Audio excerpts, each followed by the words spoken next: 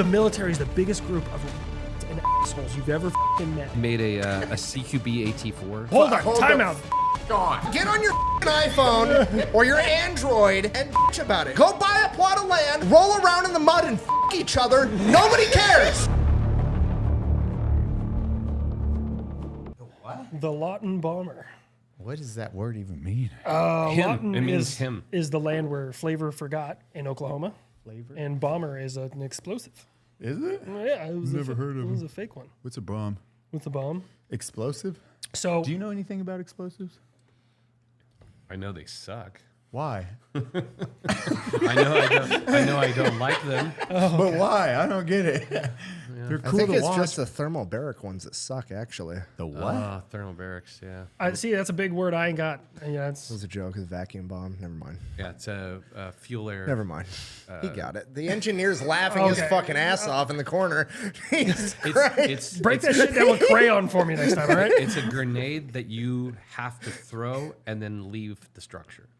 You can't be. I mean, you can, but you shouldn't. Like that's an actual thing we have. Like this exists. Like it's not like a theoretical.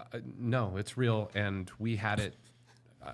I carried one early on, like before they came out, and We're gonna have all the coolest stuff. if you throw them, like you shouldn't be in. You should be at least 5 rooms away when you throw it, and it came with a 5-second regular grenade fuse.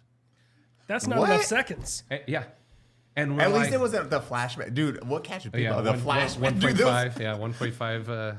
I love the Navy flashbangs. They were the best. The light ones. I haven't seen those. Well, they blew off a bunch of people's hands, so apparently that was a problem. Do those flashbacks because you're like, I got. They like make you want to vomit. So I had a squad leader in Afghanistan was just batshit crazy, and he got bored, and he would like throw like we'd be at the range right next to our cop, and he'd throw the riot control grenades like over the wall, and fucking by the way, those hit every fingernail on every single one of your hands. The rubber ball the ones, stingers, those yeah. things hurt so fucking bad. Yeah. But then I was in a tower middle of the night, not minding my own business, and I hear like clunk clunk clunk, and I look down and just white, and I could hear nothing. My equilibrium was off. I started like dry heaving. It was the worst experience of my fucking life. He flashbanged me in the tower because he was bored. Overpressure. Yeah, and that's how you get TBI. Yeah, that was. And on that note, welcome to Unsubscribe Podcast. How y'all doing? Today, we have an epic episode. Nick is back from his accident. The Fat Electrician. I fucking hate you. I'm sensing a backstory. Yeah, we need. Who we got? There really isn't. That's the sad part. Habitual Linecrosser. And then we got Tyler. Tyler. Our big, give me Tyler some- Gray. There we go. There's That's your all I got. That's my social title. media. That's They're my just title. gonna type in Tyler in Google and be like, I don't know. I don't know who Fucking this this guy dude. is. A clan. You're a Navy SEAL, right? I'm joking. Just don't kill me. Only when I'm working. And I love that's the truth. Yeah, it's right now. true. It's absolutely true. So on this episode, I'm excited for this one. I haven't seen Tyler. This is my boy. This is my boy. Probably when we shot the video. Yeah, I know. It's been Wow. fucking forever ago. It was like forever ago. I So don't even know what year that was. 2018, I think, and 18. Yeah. Wow. This was or 17. This is me. We did a Memorial Day video. Matt, Tyler, me had an idea. I was like, okay, this is how I want it. This You is had an idea. I had an idea, and then in 2 days, I got 30 million views. Jesus. Yeah, it was a fucking was a lot. monster. It was a monster. It was a great video. You Still did a one of my great job. favorite videos Yeah, it was we've great. ever done. Great job. You're bringing back old friends together. I got my new friend Ethan that I've been talking with on the internet for a year. I brought him here so I could get him fucking fired from the military. That's why I brought him here. I know. And I got to drink a I'm little gonna bit get him more get then. kicked Yes. out. You're gonna- That's you- my whole I goal. mean, can't you get fired for anything nowadays? I know. Like, pretty much? Somewhere, if I'm not on like the Army's watch list, I'd be really surprised. Like somebody somewhere just watches my content, like, let me see if I can Google that, just to see if I've stepped over the line a little bit too far that they can arrest me. You should see his camo face paint. It's just black. It's weird. You're saying that shit because you had Lord of Lips in here like a week ago. That's the new meme. The army makeup kit, but it's just all black. I can't do this. They won the war but got canceled on the internet. so weird that the kid only comes with one color now. And black is found nowhere in nature. I know that's always the best thing. Yeah, It's yeah. like darkness. Darkness. Oh, we stick out real bad. Wear your black boots, because you know that color doesn't exist. Dude, Nick. So we had Nick had a terrible accident. What happened? That lined up perfectly. I don't know There I what was in Australia wrestling wild amphibians. I don't know. You tell me what happened. You made this shit You up. were trying to teach Europeans about the standard system. That's what you were doing, right? It's true. Yeah. What happened? You had like something on like your last video. There was like a swelling or something. I didn't notice it, but everyone was like, "What happened to Nick's? What happened? Did you have like a jaw, like swelling of your face?" I have no idea. Dude, people were pointing it out. I was like, "What the fuck?" That's called edema, Probably. medically. So. Is that what happened? No, I have no idea what you're even talking about. I swear people put, never mind, Nick, I'm sorry. I thought it just coincided with something because people were like, what happened to his face? Maybe it's just your face? Probably. I don't know. I would guess. I'm so sorry. And yes, Nick is a host. We are going to be rotating the host. Cody's a host. Fucking Nick's a host and Brandon's a host. And then we're going to have guests on. But Eli's not a host. I'm not a host. Yeah. I'm a guest always. Is this the mic that Brandon like put his mouth over because it smells like gunpowder and political change? I'm here for it. There we go. How's everyone doing? It's good to have you back. Good to have you on Yeah, the it's first been time. way too long. Yeah. Yeah. And then we got Mr. Nick. Nick's gonna have a story Hi. for us historically. Oh, fuck. He has one, I hope, in the can. We're gonna and then Usually, ask I don't amazing stories from you. both. Oh, wait. Have I told that one? The reason we do a stray no volts test? The what? So one of our things with missiles is we find out like it's a test. We make sure there's no stray voltage in any of the lines or anything like that. And for like years, no one knew why we did this test. It was just a safety precaution. Come to find out, and it's like a random obscure fact. Shit! Wait, hold on. Before you finish, we gotta pop these. I'm an asshole. By the mic, everyone in front of your mic. Oh, hold on. Let me get a hold of it. 3, 2, 1. Oh fuck yeah! Have you ever said why we actually do that? On to your story. I have no fucking clue. We just started it. And No, it's a that's, thing That's now. the new audio sync instead of the clap. Oh yeah. It is. Oh yeah, We don't talk about the No, clap no that's the more? real reason. I just fucked it up. So. No, you're good. His audio is going to be out That's of how sync for little I everybody drink else. carbonated drinks. I was like, oh shit, I fucked this up. How do I do this? So in the 1970s, I want to say it was like 72 or 73, we had the Nike Hercules system, which is America's, honestly, my favorite air defense system we've ever come up with. The theory was you just put a nuclear warhead on the end of an air defense missile, and doesn't matter how many jets Russia throws at you, you can hit them all once, and they're all just gone. Because America, that's what we do. We did this several different times. But Wait, the we literally just was like, let's put a nuke at the end of it. yeah, it was either a 2 kiloton or 20 That was kiloton. like the 1960s through the mid 80s, though, Yeah. for everything. The Cold War, where we were like, fuck it. And their theory was, as long as we send it 100,000 feet up, we should be good. Don't know how, I don't math that math. Like, I'm not a nuclear engineer. I have no idea what that does to the atmosphere, but we're there.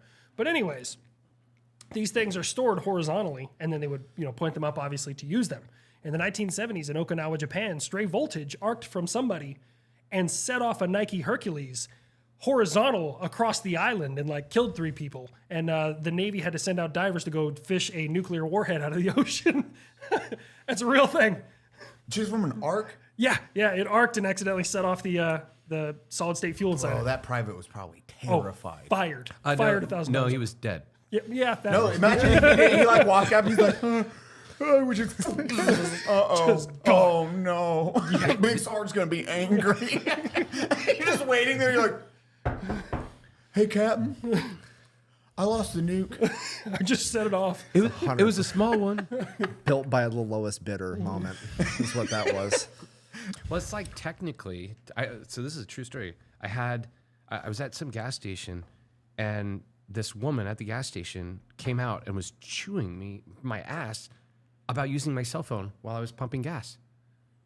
And she's like, I can explode. I'm like, yeah, I know it's theoretically possible, but I'm like, do you hear it on the news you know what I mean? I was like, Yeah, come on, it's calm very down. low And she line. was irate. And I'm like, God, come on. Oh, people get pissed Crazy, now. They're like, man. Crazy. just pull back just a smidge. Dude, you're probably going to have the craziest stories out of this entire... I don't know what stories. You have a couple. What can you have Probably stories the you can't craziest. tell? Yes, the crazy. You have a stories. whole blacked out list of stories, Yes. redacted. We don't know what happened for these years, but the rest of it. And the crazy part is those redacted stories aren't military stories. They're certain genre of personal life. Well, like go into your history. So, like, what is your background? Background: I was in Army SOF, Special Operations. Spent almost 10 years there. Got medically retired after getting hurt, and then moved to Hollywood. Started working in entertainment, and did that for about 6 or 7 years. Then started working on a TV show called SEAL Team, and I've been working in front and behind camera on that for, I don't want to think how long, like 6 years. They have a really good supervisor if they're using you as the guy to do it. So, what color was your little patches on your shoulder? Well, what color were they? So the best part of that, working, I was the advisor for so long, and I said in the very beginning, I can advise on anything unless it involves boats and or water. I'm like, if it has to do with water, I don't know what the hell I'm talking about. I'm telling you right now. And then every time something would come up boat-wise, they're like, Tyler, how do you do this? And I'm like, I have no idea. I told you, I don't do boats. I don't do Navy swimming. SEAL stuff. I don't do SEAL stuff. Yeah. So You're playing a SEAL, and you're like, no, people always ask me why I wasn't a SEAL. I'm like, oh, simple. I can't swim. And they're like, no, really? No. Fucking I can't swim because I do not float even a little bit.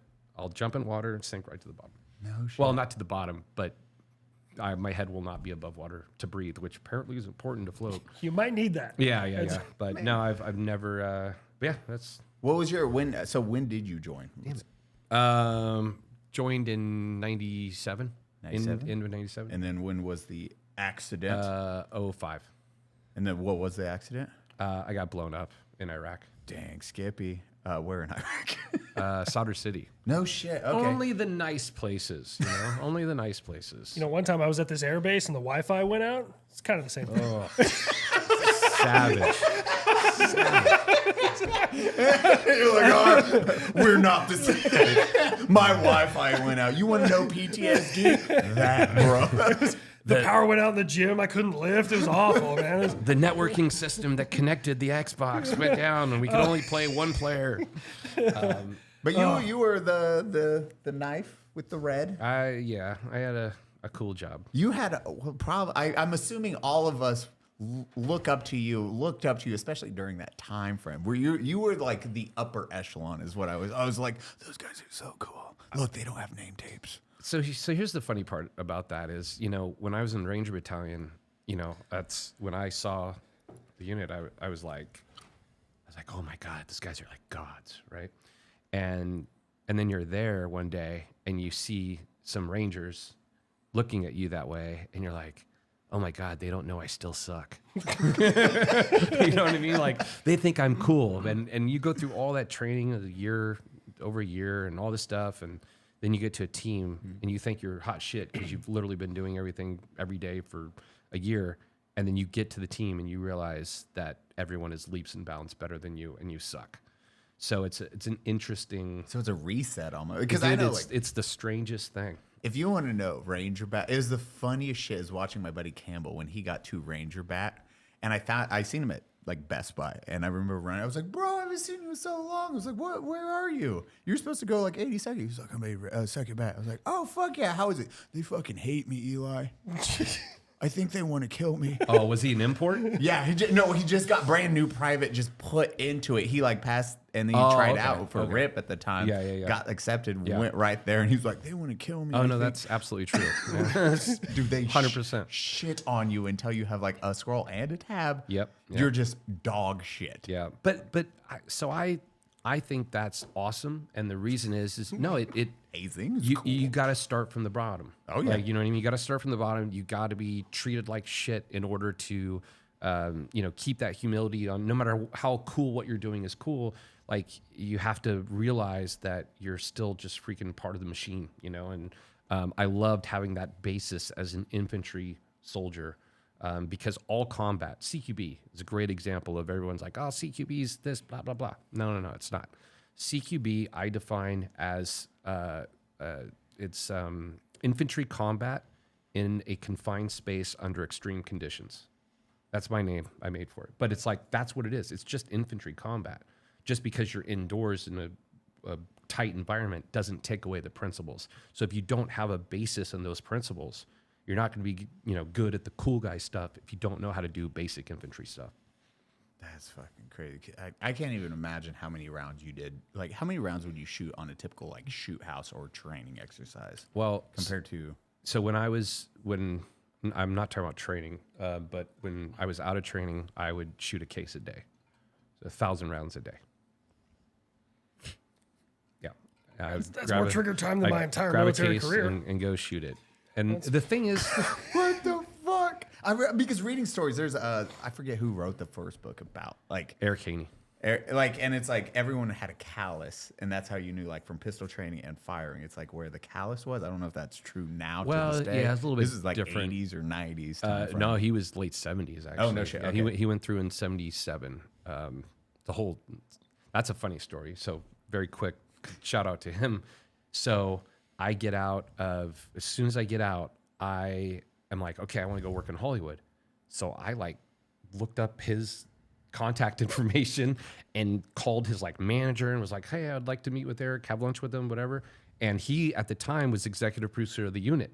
No shit. Of the show that was on at that time. So I go and had lunch with him, and I didn't have a basis for understanding at that time how good his advice was.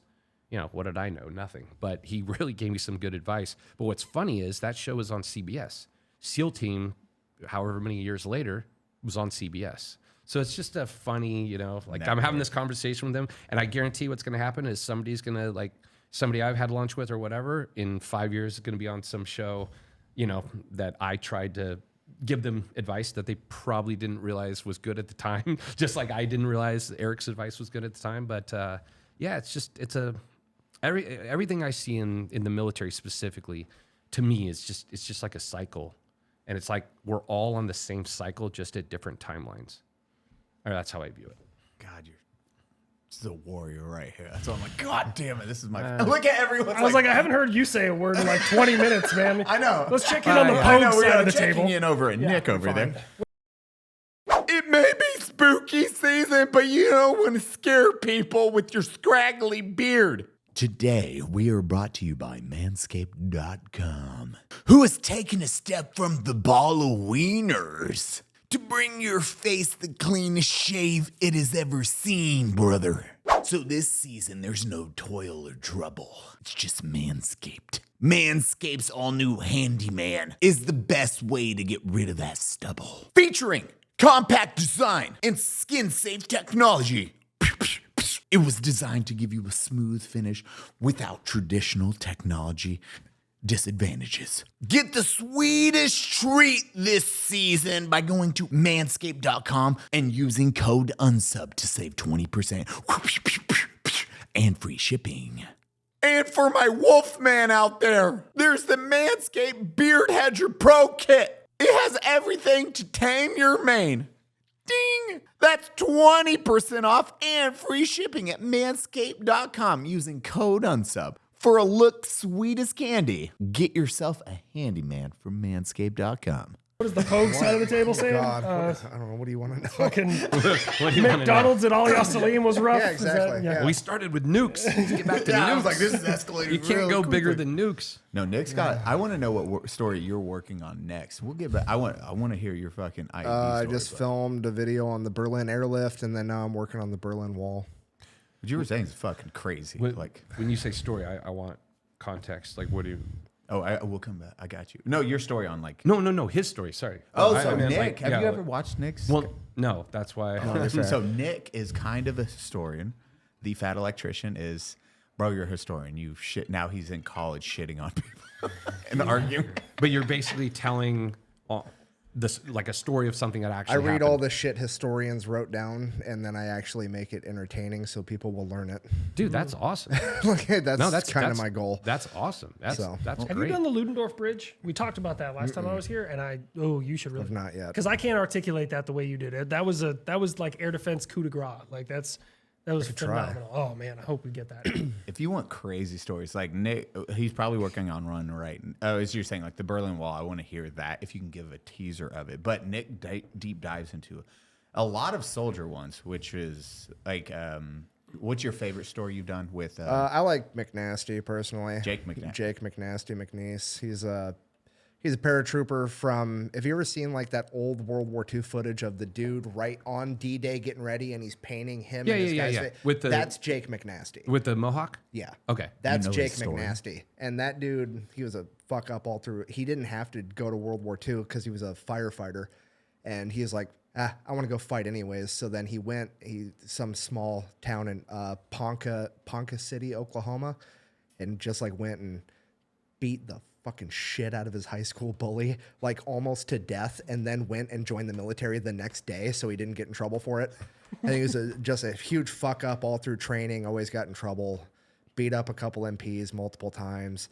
And he was such a fuck up, they stuck him in his own platoon by himself. And then Sounds like the dream. yeah. So then they like just keep giving him more fuck ups. And then he just like builds this platoon that ends up being the Filthy 13, this platoon of fuck ups, and they're all combat engineers and they're all super badass at their jobs. They're just not controllable. It's like the And Dirty Dozen. Well, that's what it's based off of. The Dirty Dozen movie is Oh, it's based off of him the story? and off of the Filthy 13. Nice. That's awesome. Yeah, so they dropped him in on D-Day, and those guys were supposed to go hold this bridge that was going to be able to reinforce Utah Beach. And he loses all of his guys, and it's just him. And he starts picking up stragglers, like amasses 40 dudes, takes them to this bridge, and they hold it for like 3 days. Reinforcements never show up.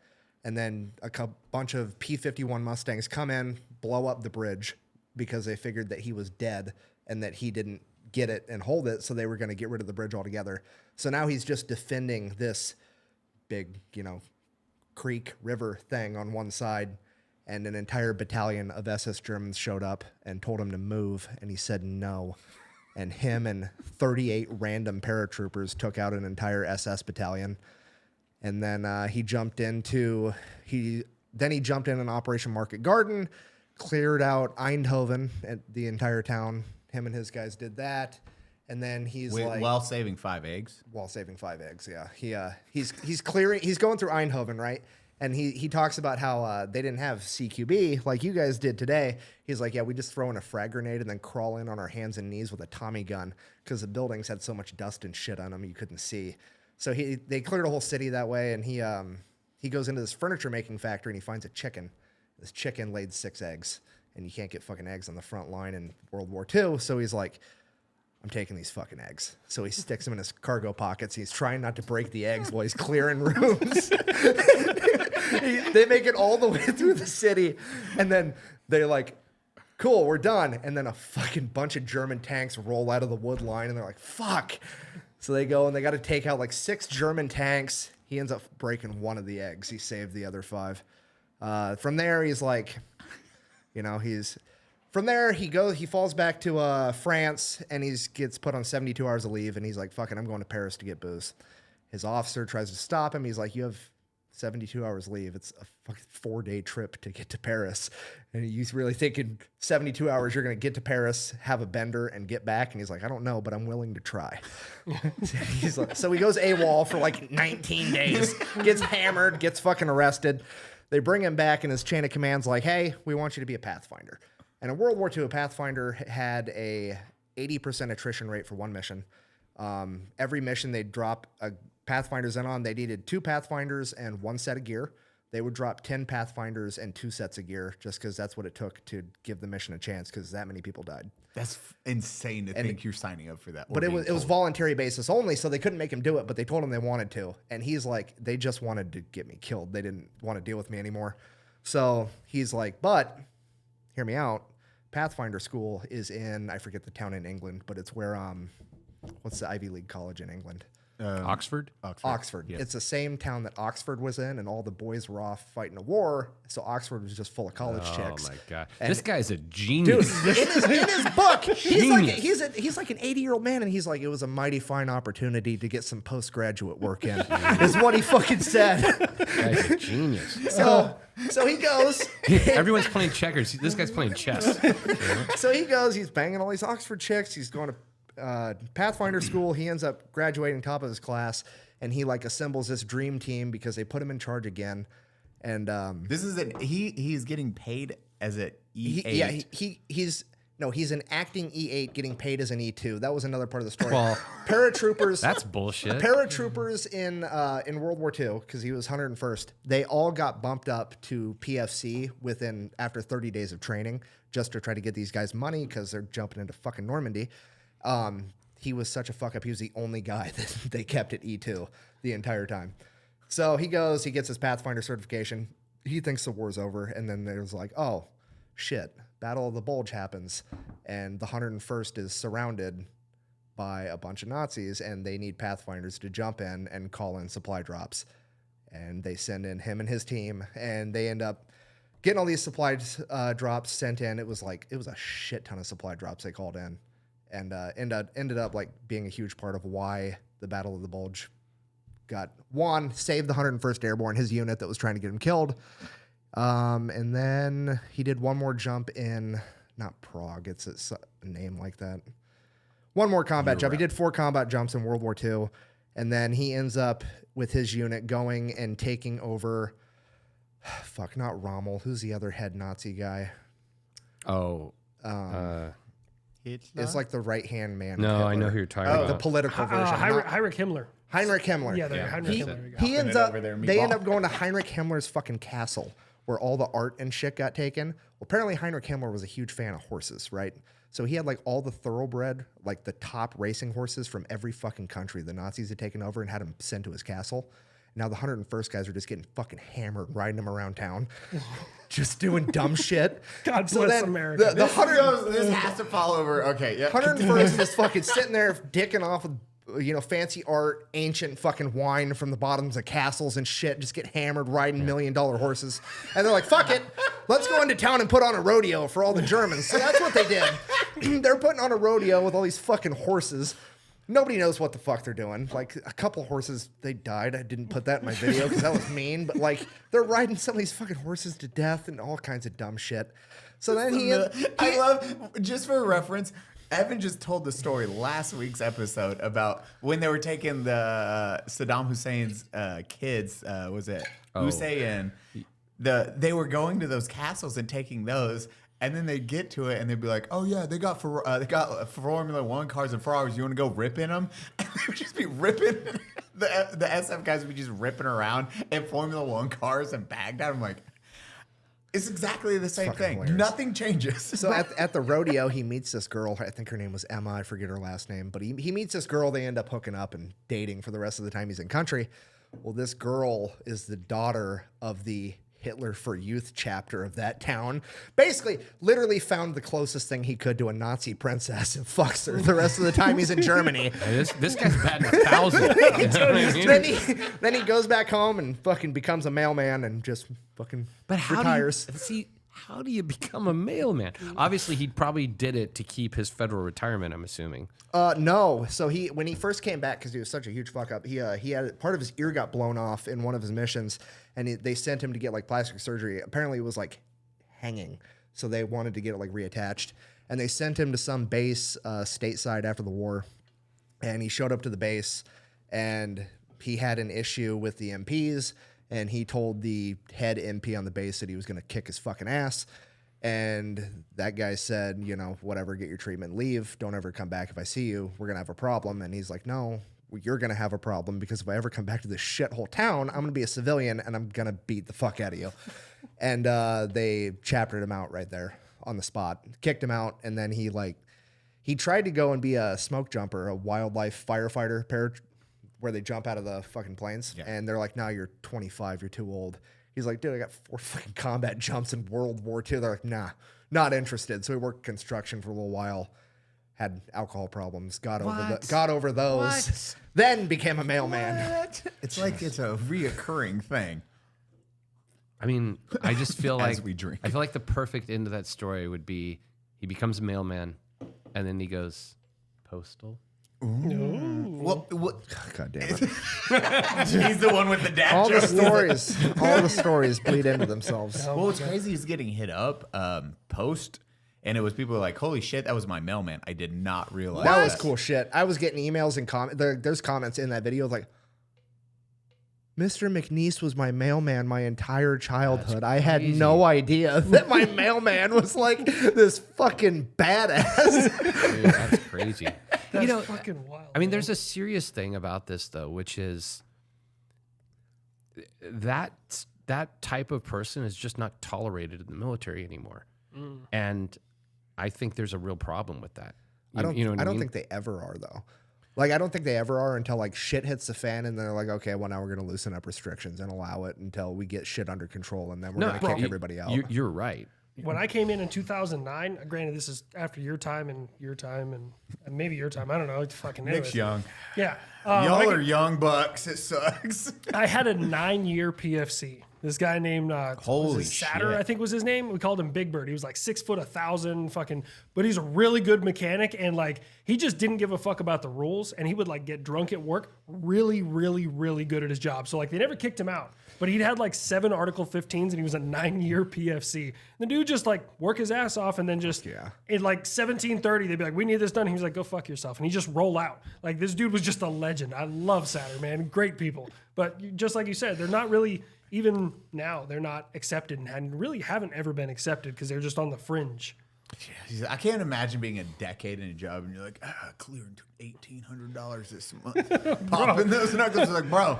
But on the positive side, I make so few dollars that I don't pay any taxes. I'm winning, actually. I'm making under 24,000 a year or whatever the number is. Holy shit. So yeah, that's what I do. I just dig up history. That's awesome. And he's so good at delivering it. Oh yeah, yeah. I was here for it. I was just like, Well, I mean,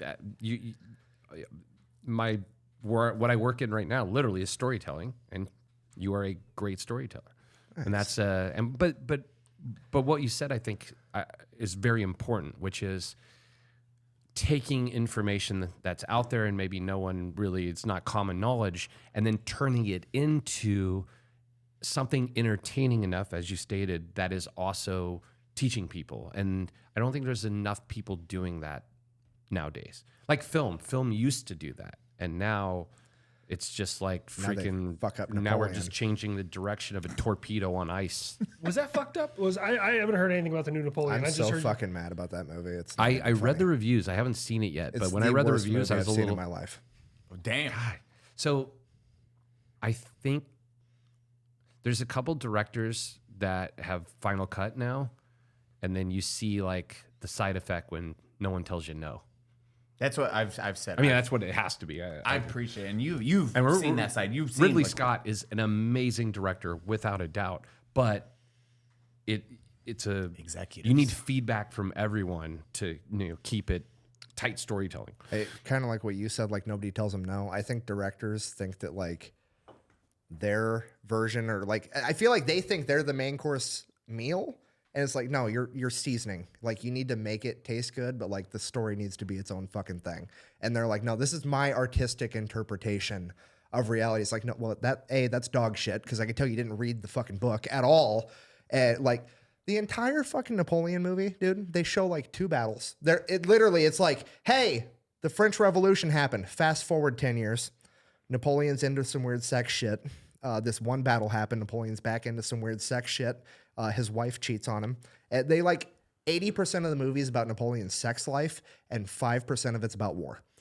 which is he's known for as his immaculate. Like, I mean, he was at war a lot more than he was getting fucking business. dude, what those I'm saying. battles, and like Napoleon's battles. If you haven't read those, that's like his first claim to fame is when it was that rebellion. It was like 10,000 or 2,000, and he had like 200 dudes. Yeah, And he's a he genius. Lost 0 people, literally 0 people, and killed 2,000 or 3,000 people. It's fucking ridiculous. And they're like, yo, this dude what the fuck? Because he switched battle tactics. That was his thing. It was not traditional battle tactics, and he relied knew how to heavily on ambush. artillery and He stuff. knew how to ambush, and he knew how to capitalize on that. So he'd get word of what's going on, like a rebellion, and he'd just fucking lay waste. Like I was looking into what was it? Genghis Khan, right? Oh, yeah. In almost every battle he fought, he was outnumbered in almost every single one. But like the way he would use his troops, like his archers would ride forward on horses. Of course, I'm paraphrasing here. And as they got to the front of the line, they would notch and fire their arrow, and then turn back, and then they would just notch again. And it was like a constant just hail of arrows from the front of his formation. I was like, that's fucking wild. Like you made automatic arrow guns in what was that, 1300s, 1200s, or something like that. That dude did not fuck around. He's one of my favorite warlords. On my list of favorite warlords, he's top. Warlords. Did I'm pretty sure this is Napoleon. Obviously, you've forgotten more about this than I know. But wasn't it Napoleon who maybe not made up the concept, but really reinforced the concept of awards, valorous awards?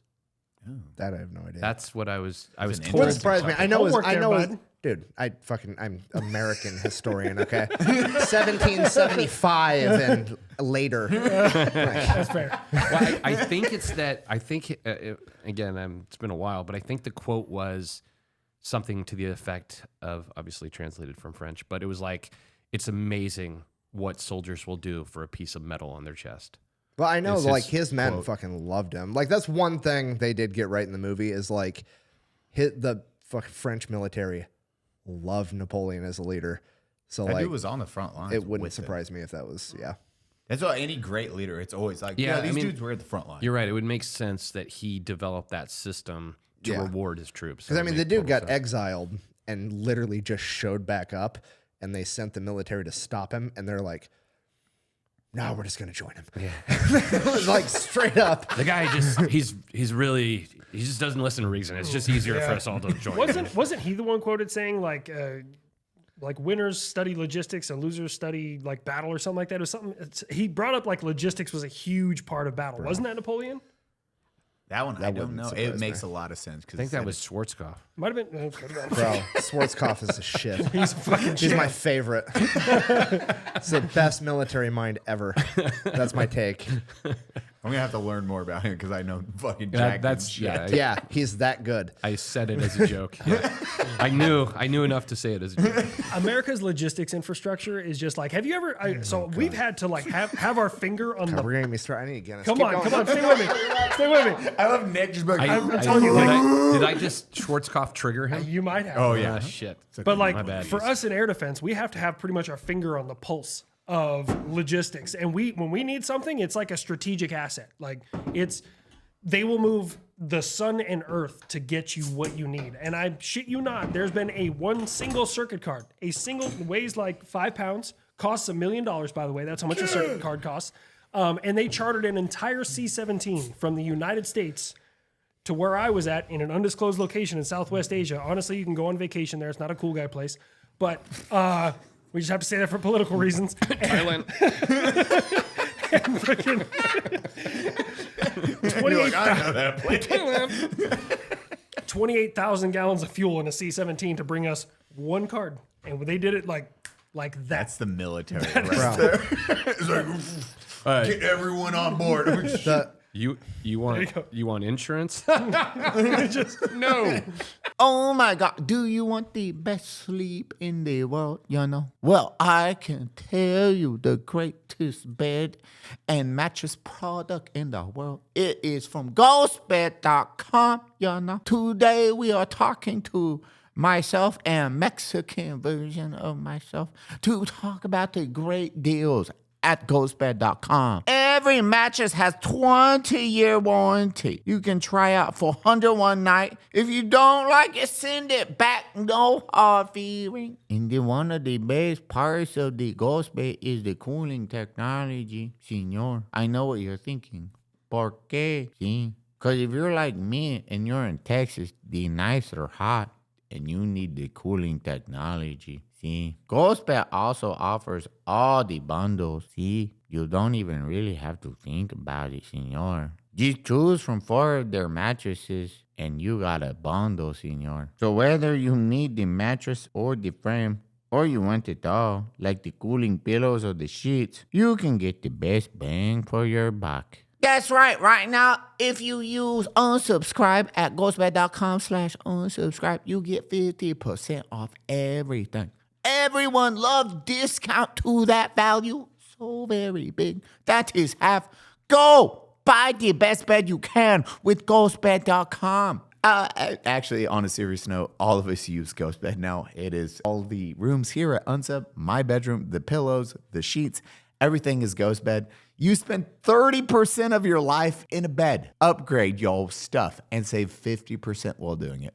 Go check them out. They're a fantastic company, and we support them. Code unsubscribe. Go 50%. Card for the military? Done. The You want video I insurance when just you get did, out? the fucking Berlin airlift. Hey, do you know about this? Very little. Oh God. Okay, so right after World War II, right? Soviets still like allies, right? But Germany gets split up into 4 separate quadrants. America, French, Britain, and the USSR all own a chunk of Germany, right? And then Berlin, the capital of Germany, also same thing. Everybody owns a chunk. But Berlin is 100 miles into USSR territory. Does that make sense? Yeah. Okay, so America pisses off the USSR, vice versa, whatever. Basically, capitalism's winning and communism's getting fucking butthurt about it. As usual. So communism is like, you know what? No, we're going to blockade off West Berlin. So they block it off so that we can't get anything in. They cut off all the roads, all the railroads, all the waterways, everything. And at that point, so they go to Truman and they're like, okay, 3 options. We can roll in tanks and start World War III. We can abandon West Berlin and let them either starve to death or join communism, or we can try to fly shit in on cargo planes. And he's like, quote, we stay in Berlin, period. And America, this isn't a real quote, but basically like America doesn't start world wars, we just finish them. So we're fucking flying shit in on planes, right? So they have no idea how to do this. So they go to the British because they've been experts in rationing for the last 10 years fighting World War II. The British run the numbers and they're like, you need, everybody in West Berlin is going to need 1,700 calories a day, which is going to be 1,500 tons of food per day. And then the Germans, or the USSR cut off the power to West Berlin too. So they're going to need coal and fuel. That's going to be 2,500 tons per day, right? So you're talking 4,500 tons of supplies a day through cargo plane. And at this time they had the P-47, which could only carry 3 tons. Like, this is impossible. So that would, like, to make that work, that's 1,333 planes per day. There's 1,440 minutes in a day. Like, it's impossible, right? So they just start doing it. It's complete fucking chaos. They're sending planes from everywhere. There's fucking mid-air collisions as they're trying to get planes into this fucking country for food, or into West Berlin for food. And then they bring in General William Tunner, and this was a guy in World War II that was in charge of logistics for bringing in all the supplies into China over the Himalayas. And he comes in and unfucks the whole situation in like days. With 7 Sherpas.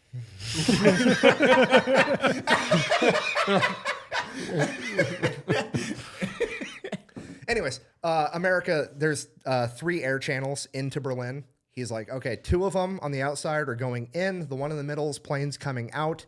We're going to launch 1 plane from the 2 going there every 3 minutes.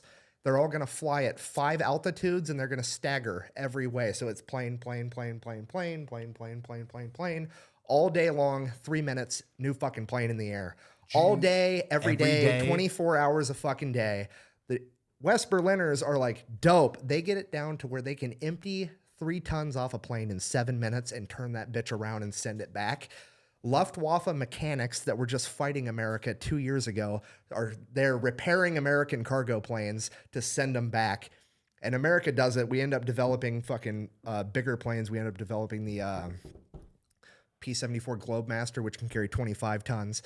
So we end up fucking delivering, I think the record was 1,300 flights, delivering 13,000 tons in a single day. Over the course of 15 months, America had 277,000 planes get sent up, spanning 92 million miles, delivering 4.6 billion pounds of supplies, all by air. And the Soviet Union finally had to ditch the blockade because America put an embargo on their country, and their economy couldn't stand up to the embargo anymore, and they just couldn't wait it out. So they had to ditch that. And this is like why the Berlin Wall ended up happening, is because they couldn't get West Berlin to crack, because America could land a plane in Berlin literally every fucking minute, all day, every day. And we did it for 15 months. And it is the biggest logistical flex of all time. Oh man, you know That's that is terrifying to me. It's awesome to see the power when America's like, No. but also, yeah, exactly. When we say no, you're like, what the But fuck? like, this is the thing though. So I got sent to Operation Afghan Welcome, which is okay. Afghanistan was kind of a shit show. There's some things that could have gone better. I'll agree there. But like on the logistics side of the house, name another country in this planet that can move 130,000 people 3,000 miles in a week. You're not going to find one. Like everyone else can flex as much as they want. No one has the logistics infrastructure to try and move that. Oh my, it's terrifying. So Yeah, with but all college isn't free. Okay? Like, God damn it. that, with all that amazing stuff, my flight to get here. You know what I mean? It's like, how can we do that? And, yeah, it's like crazy. But that you see this all the time with like certain. World War II is just a great example of these just unbelievable feats. And then you look at how certain things have run today, and you're like, how did we lose that?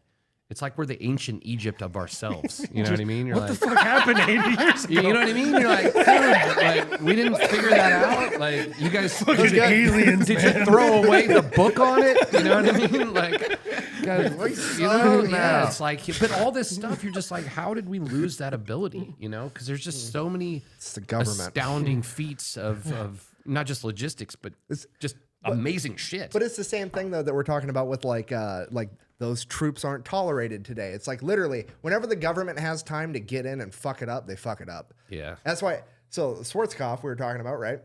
Like he served in Vietnam, and he almost got out after Vietnam as like a lieutenant colonel because he blamed politicians for losing Vietnam or whatever, which I'll argue. How about I become one of those? Yeah. So, but like that's a big part of why Desert Storm was so fast and so violent. It's like basically Schwarzkopf didn't want to give politicians time to fuck it up.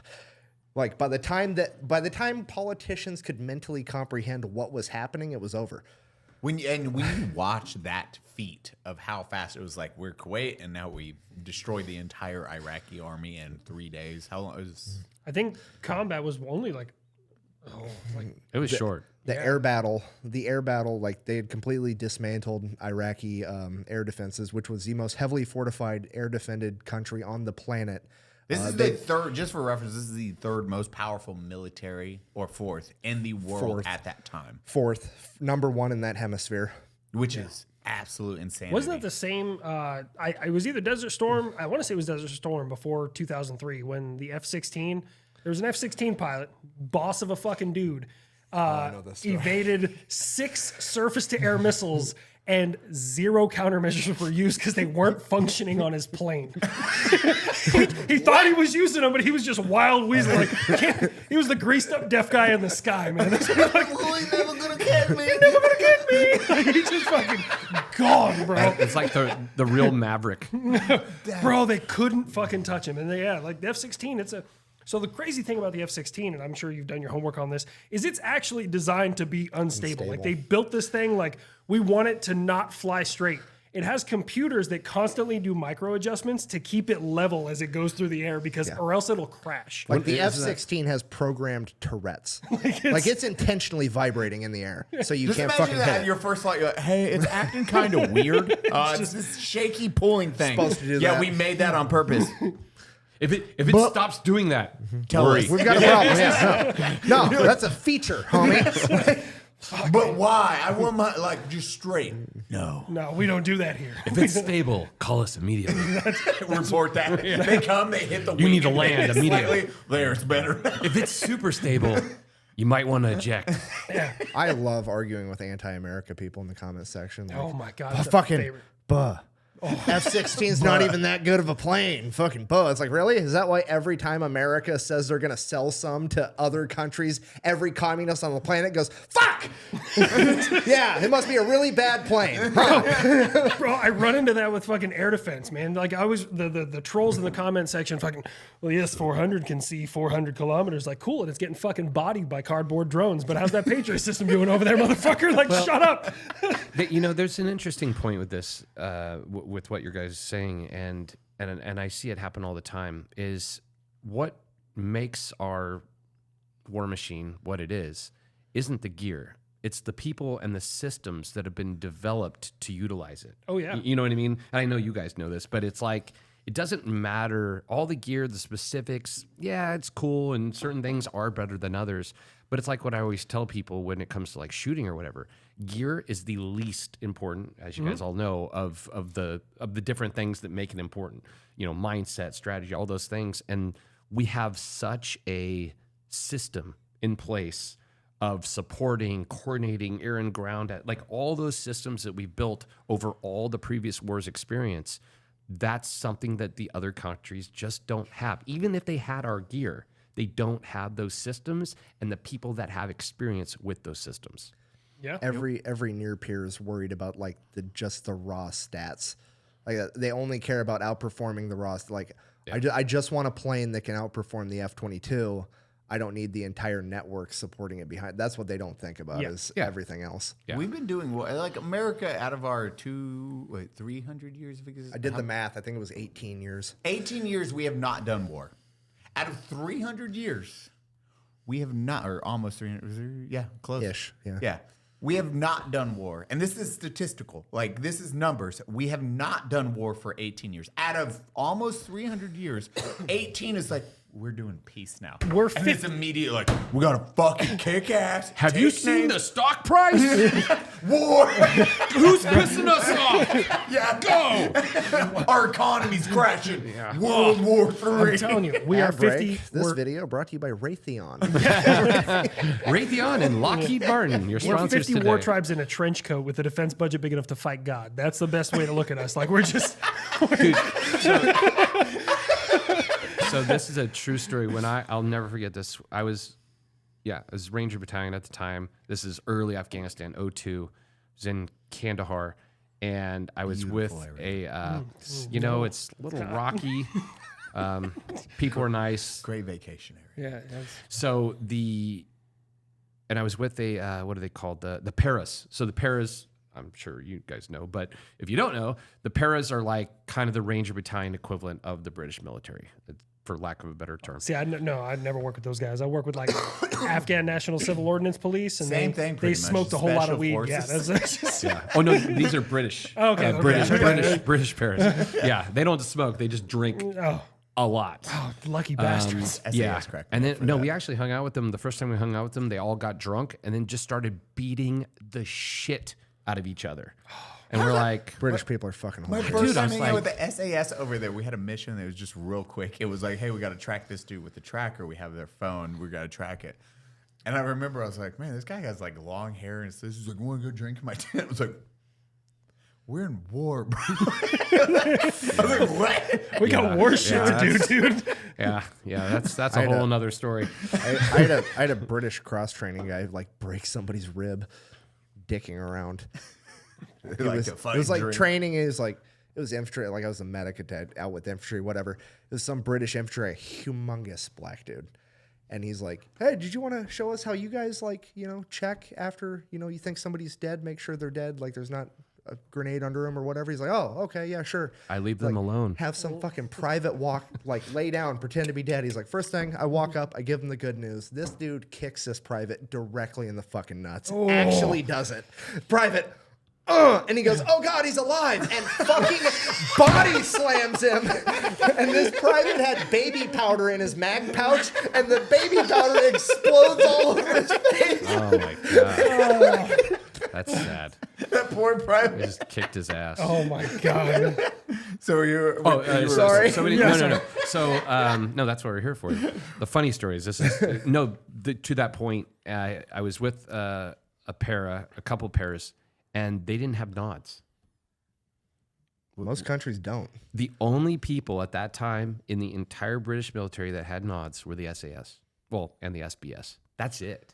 And like at that time, like our support engineers had nods. You know what I mean? Yeah. Like, and I just remember seeing that and going, wow, like, okay, that's a huge budgetary difference. Bro, the Taliban had nods when I got there in 2010. Like we found like bags of them that they bought off of eBay or some shit, and that's wild. It was what year was this? That was 02. That was in the very beginning of Wait, Afghanistan. were you there when what was it? Operation Anaconda went down? No, so we got there literally, I think 10 days. So we got there right after Roberts Ridge, which Roberts Ridge was at the tail end of Anaconda. That was 1st Ranger Battalion. We got there and switched out with which reminds me of a good story, but you'll see why. We switch out with 1st Ranger Battalion after Roberts Ridge, after Anaconda, and then Anaconda pushed all of them to the Paki border. So that's when we pushed and started building the outstations on the Paki border. You were like there, man. That was the Wild West. You guys familiar with Anaconda? Dude, when I showed up, I was like Vietnam, dude. Like, Yeah, here's Anaconda. a great. Damn, I would love, like, your stories are going to be so. This is what like one of my favorite parts of it is how different the military stories can get between. And I know your stories, like mine. I think mine are like downplayed. I was like, yeah, I just got a gunfight every day, no big deal. And then I hear other people like, what? And then I like your stories. I'm like, what the fuck? It's all relative to like your story tempo. is always boring to you. Oh yeah. You know what I mean? It's like blah blah blah. Like okay, that's not true. The one thing that was not boring to me was Fallujah. Like that was bananas. What unit were you with at that time? I was with Ranger with Bat? the unit. No, I was Okay, with the you were unit. with the And we unit. were okay. kind of attached to Marines. Long story, but we were like. I love how you're dude, like redacting stuff right now. You're like, so I was. Well, it's like complicated to. I mean, it's nothing cool. It's just complicated to explain it, but. Basically, dude, I mean, I remember Everyone showing thinks up. this is cool as fuck here. Yeah. This guy thinks it's cool. He thinks it's Okay, cool. I also think it's fucking actually gay. I'm gonna just think- hang out right here. No, I actually think Fallujah was cool. Like, I remember showing up to Fallujah.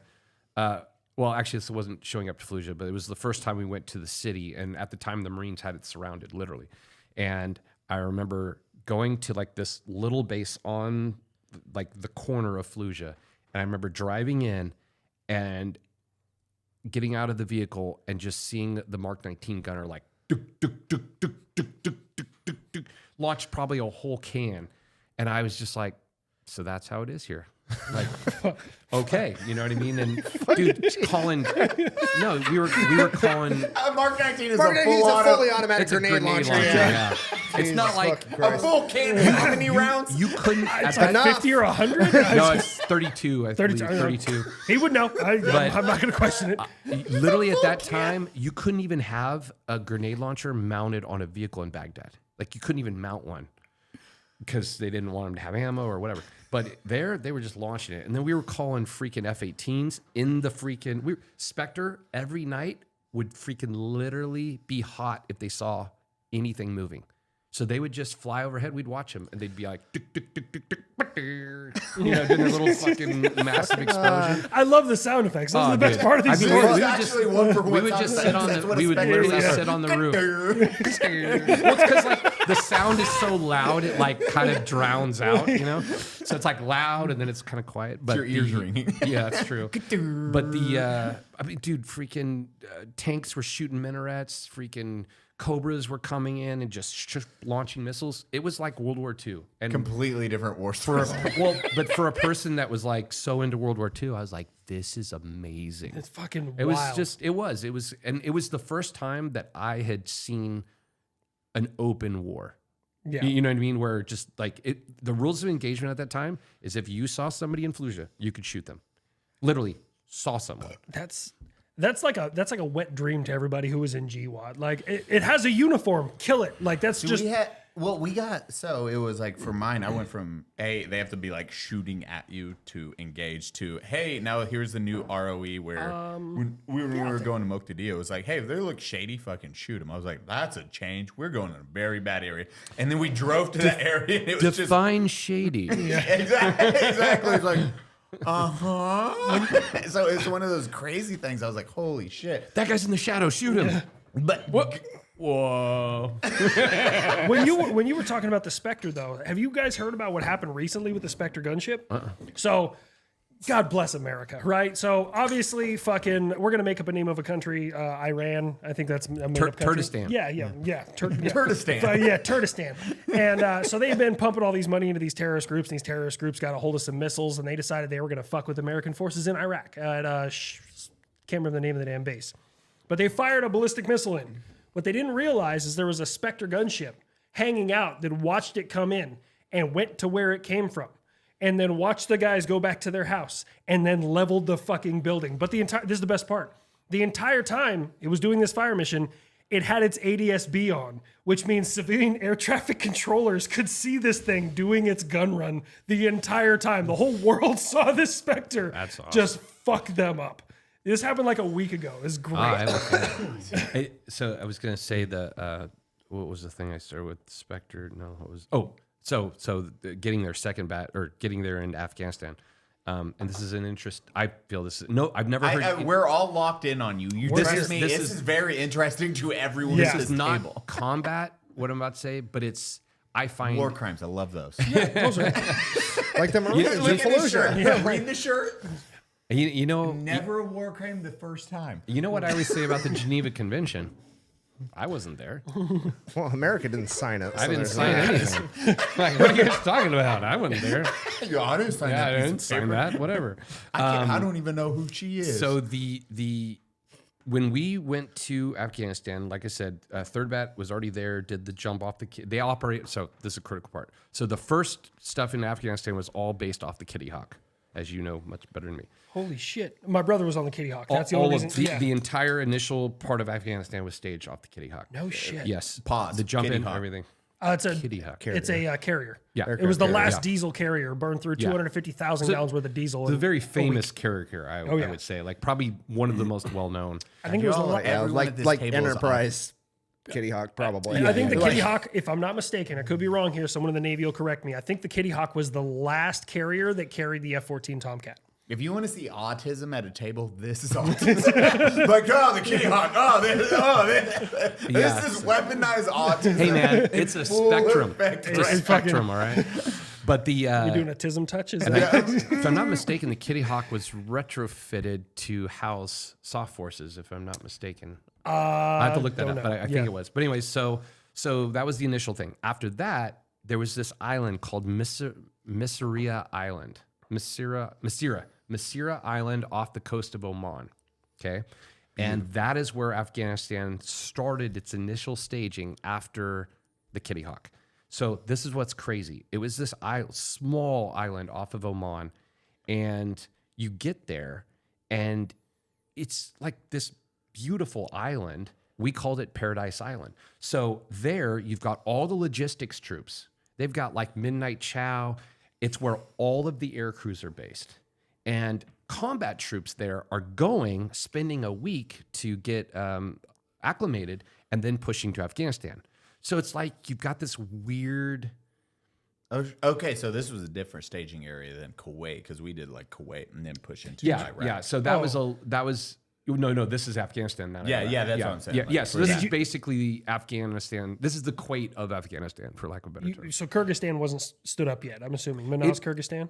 It might have been at the same time as well. I know for this initial part, like most of the stuff was based out of this island, but I'm sure there was multiple. There wasn't enough logistics support close to Afghanistan to surface at all, I'm sure. Okay. But anyway, so it was just this weird thing, and we show up, and we've been so excited to go to war. Like, we're all so excited. First Bat and this is crazy. First Bat just had Anaconda. So basically, from what I was told, they were there for whatever it was, 3 or 4 months, literally sitting at the airbase on QRF, which is the most shit job you can have. Literally, it's there waiting. You're doing nothing, and then they say go, and you have to spin up, and you're flying into, you have no idea what. It's like the worst job ever. QRF So- sucks. QRF Quick reaction force. QRF. Yeah. So basically, and then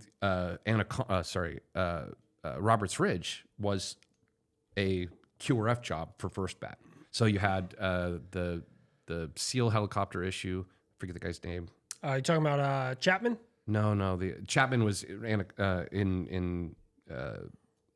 no, the SEAL. Neil Roberts. So Neil Roberts falls out of the helicopter, gets hit or whatever, and then they send first bat QRF in. So they do like nothing. Again, from what they told me, they were doing nothing for months, and then they do one operation and they lose like I forget, like 10 dudes.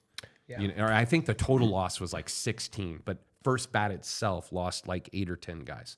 So it was this really bad scenario. So it was, I'll never forget it because we're going in there bright-eyed and bushy-tailed. Everyone's got a high and a tight, freaking, you know, no facial hair, whatever. First bat looks like they're zombies. They're all got long hair. They got facial hair. They're tanned like freaking, you know. Which, just for reference, like for Ranger Bat, At that correct time. me if I'm At wrong, that time, yeah. When you see like disheveled people in bat, that's like a no-go a lot of times. So that was probably like a big surprise to you. Like, what the fuck? Why are these ghosts? Yes. Why are these guys so disheveled? Like, Yeah, well, why did they, like just seeing Rangers with long hair at that time and facial, you know, they it was fuck, like because that's a big note. Like Ranger Bat is like that extra. Hey, where you hold the standard perfectly standards. You do exactly what they say, and so it was crazy. But the biggest thing with them is you could just see they were just over it. You know what? I'll tell you what it was, because again, I love World War II history, but I don't know it remotely as good as you. But it's like all those scenes where you got the new troops heading to the front line, and you got the troops that have just been wrecked on the front line heading back, and these guys are all bright-eyed and bushy tails, and these guys are like, fucking have fun, dickhead. You know, that whole kind of like, you know, you're going to hate it like I do in 3 months. And it was just crazy. And then at the island, though, here's cherry. So imagine that happening on the island while they're also tracing, like, I think it was 32 cases of chlamydia to one person in the chow hall who was a very enterprising young lady that basically was like, Business is booming. I think I can make a lot of money here. Yeah. So This Ussy costs $500. well, so you got this huge, like all these people coming together, and then like I'd walk by to my tent or whatever, and you'd walk by the freaking Spectre crew, and I'll never forget, they had this huge cardboard, it was very, very well done art of like 400 like stick figures, like 8 tanks, like 17 AA things, and just you're like walking in, the Spectre crews are just wrecking shit. And they've got like this kill board, and you're like, wow, that's amazing. And while you look at their kill board, you look to the right, and they're there tanning in the daytime, and then just going out at night and wrecking shit. And I'm you're like, telling you. And I'm like, where did I go wrong? You know what I mean? Like, Airmen- I really screwed up. Airmen love fucking like everyone who joins the military is like, oh, Marines love to kill people, right? Or unalive people. We'll say that word here, right? But anyone who's ever been to an airbase and had access to that drive, you know what drive I'm talking about. We're not going to get into it too much. They are organized terabytes of nose cam video and gun video and fucking gun run videos. They're organized by the number of kills. They're organized by the date. They're organized by geography. Terabytes of video. Airmen and Air Force pilots love to unalive people. I'm going to add one group of Air Force people to that list. Who's that? CCT. I'm not sure. I'm not familiar with CCT. CCT are the combat controllers of the the special dudes who tactics. call in stuff, right? Yeah, dude. And they're like, Holt, I've Jared. never seen the amount of savagery of just wrecking shit. They love doing it. All right, so I'll tell you a cool story. All right, I I'm just here thought for of it. it. Yeah, let's do it. So, Hold on, because I sorry. mentioned Hold on, CCT. Can we explain what a CCT is real quick? It's just so like Yeah. to understand the level of like shit this particular individual. So like they're Air Force, but they're attached to other special forces units. Yes. So Yep. they go out with Navy SEALs, Army, Delta, whatever. Like they just Air Force is like, here's one guy, and that guy is basically the Interface. the intermediate. He's the diplomat. Dragging and dropping like fire. Yeah, He's literally the diplomat between like the grunts on the ground and the largest military budget on the fucking planet. Pretty much. And I believe every CCT has to be licensed as a civilian air traffic controller. Yeah. Because they're allowed to call in that many fucking planes at the same time that they're also the air traffic controller for the planes is how much shit this one dude can call in. Well, like when he was talking about Anaconda, right? So Operation Anaconda, just a quick reference here. I don't know a lot of it. I graded a lot of essays on it. So, okay, I know little things. But during the peak of Operation Anaconda, so Northern Alliance was supposed to encircle, 10th Mountain was supposed to go through and fucking wipe them out. Cool. Northern Alliance fucking bitched out day one, ran off. They're like, this is dangerous. I don't want to be here. And they ran away. So now America surrounded, right?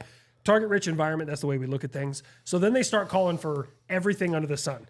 And it took them a little while to get there, but once it got there, for 10 days straight, they had over 200 combat missions a day thrown into the Shicot Valley supporting the 10th Mountain. So like at first it was support these guys, and then it was, all right, we want you to hit them in the hills so they come towards us. So now they can choose to either die under a bomb or die from us. Like that's what they get to do. That's Anaconda was fucking savage.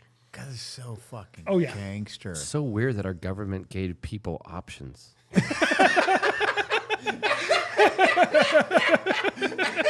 don't get it. Oh, Jesus Christ. Sorry, continue. The key is we must give them the illusion of free will. Yes. That's the Which secret. one do you want to die under? Oh, okay. Well, this was way fucking This sounds very diplomatic. Weird. So the so we're I'm now having to redact myself. So I'm driving from Fallujah to Baghdad in basically Iraqi cars. A Toyota Hilux. Okay. It was actually an Alfa Romeo, which I fucking had that thing going. But so we're in an unarmored, unmarked keyword supercar. yeah. And were you covered? Did you do fucking? yeah, we were in. Evan did this. Evan was like, we were dressed like terrorists. Yeah. He started the edge and he corrected himself. Hold on. Evan, I love you so fucking much right now. You can say that though. It's somebody who has completed their pilgrimage to Mecca. We'll go I with know that. the first time I heard that word, I was like, this is like a lot of other words we used in the past. It's only going to be against the rules. In about 5 years. Yeah, exactly. Yeah, you know. They're like, you're like, we're using it now. I don't think we're going to be using it later. Yeah, I was like, during that time, I don't But think at we the should same call that- time- we shouldn't say that word. Well, but at the same time, it just goes to show you too how just little, what's the word? They have to desensitize environmental. you. No, but environmental, cultural. How little cultural knowledge they give you just for reference. You know what I mean? Like, there's so many things. I'm like, I wish I would have known that. It would have helped a lot. But so, anyways, we're in the car. We leave, and we're just like, dude, this is not. And it was not a good time to drive. Like, this was crazy dangerous. And we don't have Humvees. We don't have tanks. We have nothing. We're literally just Alfa Romeo. ourselves in an Alfa Romeo. war. And oh yeah, well not this Fucking war, you're time. just like, beep, beep. Dude, we'd be driving and there'd be like IEDs going off and freaking. I remember one time, I don't even know where it came from, but a bomb went off and I was like, who dropped that? You know what I mean? Like, that wasn't an IED, that was a bomb. He's like, yeah, fuck, I don't know. But anyways, he's like, I got you, bro. And this is a CCT guy. He's like, I got you from the back seat. I was like, all right. So we're going and about 30 seconds goes by and I start like feeling this rumble, like straight up Jurassic Park shit. Right? I'm like, that's weird. And these two F-16s, I'm pretty sure there were 16s, not 18s. They come down the freeway, buzzing everything, and just, that thing? Or like, show force. Yeah. And he says, that's ours. Yeah. So he had us being escorted by two F-16s. You know what I mean? Well, I certainly hope it's ours. like, I don't think the Taliban got a hold of us. No. If not, we're fucked. Yeah. No, he meant that like they're gonna escort. Those are ours. Like I have control over them. They're gonna be with us the whole way. And I was like, dude. I was like, that's cool. It's a good show of force. When an F-16, we had one or whatever, the same thing. They did a show of force for us. We called up and they were like, EOD had to show up for IED. We just did a firefight, blah, blah, blah. And they're like, just throw F-16 for show of force. And flew up. I was like, That was the most gangster thing I've ever seen. Bro, I had someone talking about a show of force. I had someone like it was in stream. They were like, well, why doesn't America do those like those parades, like the military parades that like all the North dictators Korea, and shit do? yeah. I was We like, don't because the need to. parade would never end. Like, I was like, let me put this in perspective, right? We have 19,000 Humvees. If 5 a minute went by, that's 3.5 days of Humvees only. Okay, That's just Humvees. That's the most epic show of You ever force. heard the phrase from sea to shining sea? fuck, man, we have so much shit. America does a show of force. It's just literally a live stream for 3 hours or 3 days of Humvees. Vehicle 1 has been presented. Introducing Tomorrow we're Vehicle gonna try 2. Hemmets. Hey, is it North Korea that did that parade where the dudes all had Barretts? Oh, was Have you seen that one? No, I haven't seen that. Dude, one. literally, we'll look it up. But put the image on here. It's like GVAN, you're right here. GVAN's actually here. Guys, GVAN's here. Our editor is here. it's literally an entire rows and rows of dudes, and they all have freaking 50 cal Barretts. Those are like diagonal 40 pounds across a their piece. chest. That dudes Dude, are pretty I strong. I carried, dude, I carried one of those. I Show the freaking face. thing weighs 1,000,000 pounds. It's our editor, GVAN. He's here. We're going to have an episode next week or next week-ish with him. Ish. Fucking. They amount had of- Barretts. They were just carrying Barretts. No, literally, Barrett's on their chest. There's like hundreds of them. I don't know. But I can I assure just you, we remember don't bring seeing that those. and going like, that's odd. Parades. It's That's like- some communist shit. Well, like it's like Not the about dudes it. who do the. You ever see the ones right before they invaded or attempted to invade Ukraine? They ran out of gas 50 miles in. But anyways, when Russia went before Communism. they invaded, yeah, fucking logistics, man. Just Nick loves communism. so like they were doing backflips and like throwing axes, and I was like, that's cool. You're still gonna get shot from Bro. fucking 1,200 yards away. Like I I know don't a know what you want here. 19-year-old that looked like he was 40 that smoked 3 packs of Marlboro Reds a day named Schmitty. I'll take that dude versus 100 of them. Any day of the week, community. Let me introduce you to something belt fed. So here's the legitimate question. Why? Hold on. I'm just a commercial of like fucking Taekwondo Ninja over here or fucking Schmidt just like Bro, he had the 240, and you know the 240 gunner's got the, he rests both arms Yeah, on his yeah. Oh, yeah. It was just, he had the OG brown birth control glasses oh, yeah. and just fucking a cigarette in each hand over the 240 while we're walking through No the fucks woods given. just all day. Like, yeah. Yeah. you know you're gonna be like I got that guy. Schmitty's gonna fuck shit up. But that's my question. Why are all Schmitties the same guy? You know what I mean? It's 100% It's just like your name's Schmitty. You're him. It's like a template. Do we have enough of the Schmitty templates? No, we better turn that dial The up. random generated NPC every Yeah. time Schmitty. Yeah. Then they're like, wait a minute. How are we doing on skis? Oh, we're good on skis today. You're like, okay, fuck. I love I had a soldier It's the named same guy. Everyone We has had a a ski. soldier. Everyone That's what I'm has a saying. ski, It's bro. like, turn it up. It's always the same guy. We had someone named Ski that was like that to it. Like a fucking T Ski alphabet as we called you. Oh my god. To a T. Always the same. It's just like a assembly line of soldiers. Fucking Christ. You do meet doppelgangers everywhere you fucking go. I'm waiting for the yeah. one I run into of him. There'll probably be some PFC with a smoking habit who just doesn't give a fuck about the military. But you know, this is the thing. Listen to You'll this. never listen to find this. him because Listen my to this. doppelganger's the fucking head of the E4 Mafia. Every Guaranteed. good NCO knows how to leverage the mafia. Every single fucking one of them. Every bad NCO tries to control the mafia. Every good one's like, look, I'm missing all this BII. You can go home as soon as I find it. You gotta find me first. That shit'll be there. Hold on. I know the mafia's hiding spots. They ain't all hidden. No, you don't. Just get me the mafia. Open the shower. Open the stall. That technique works. I had the laziest dude here's how lazy this guy was. Spotswood. That's his name. Spotswood.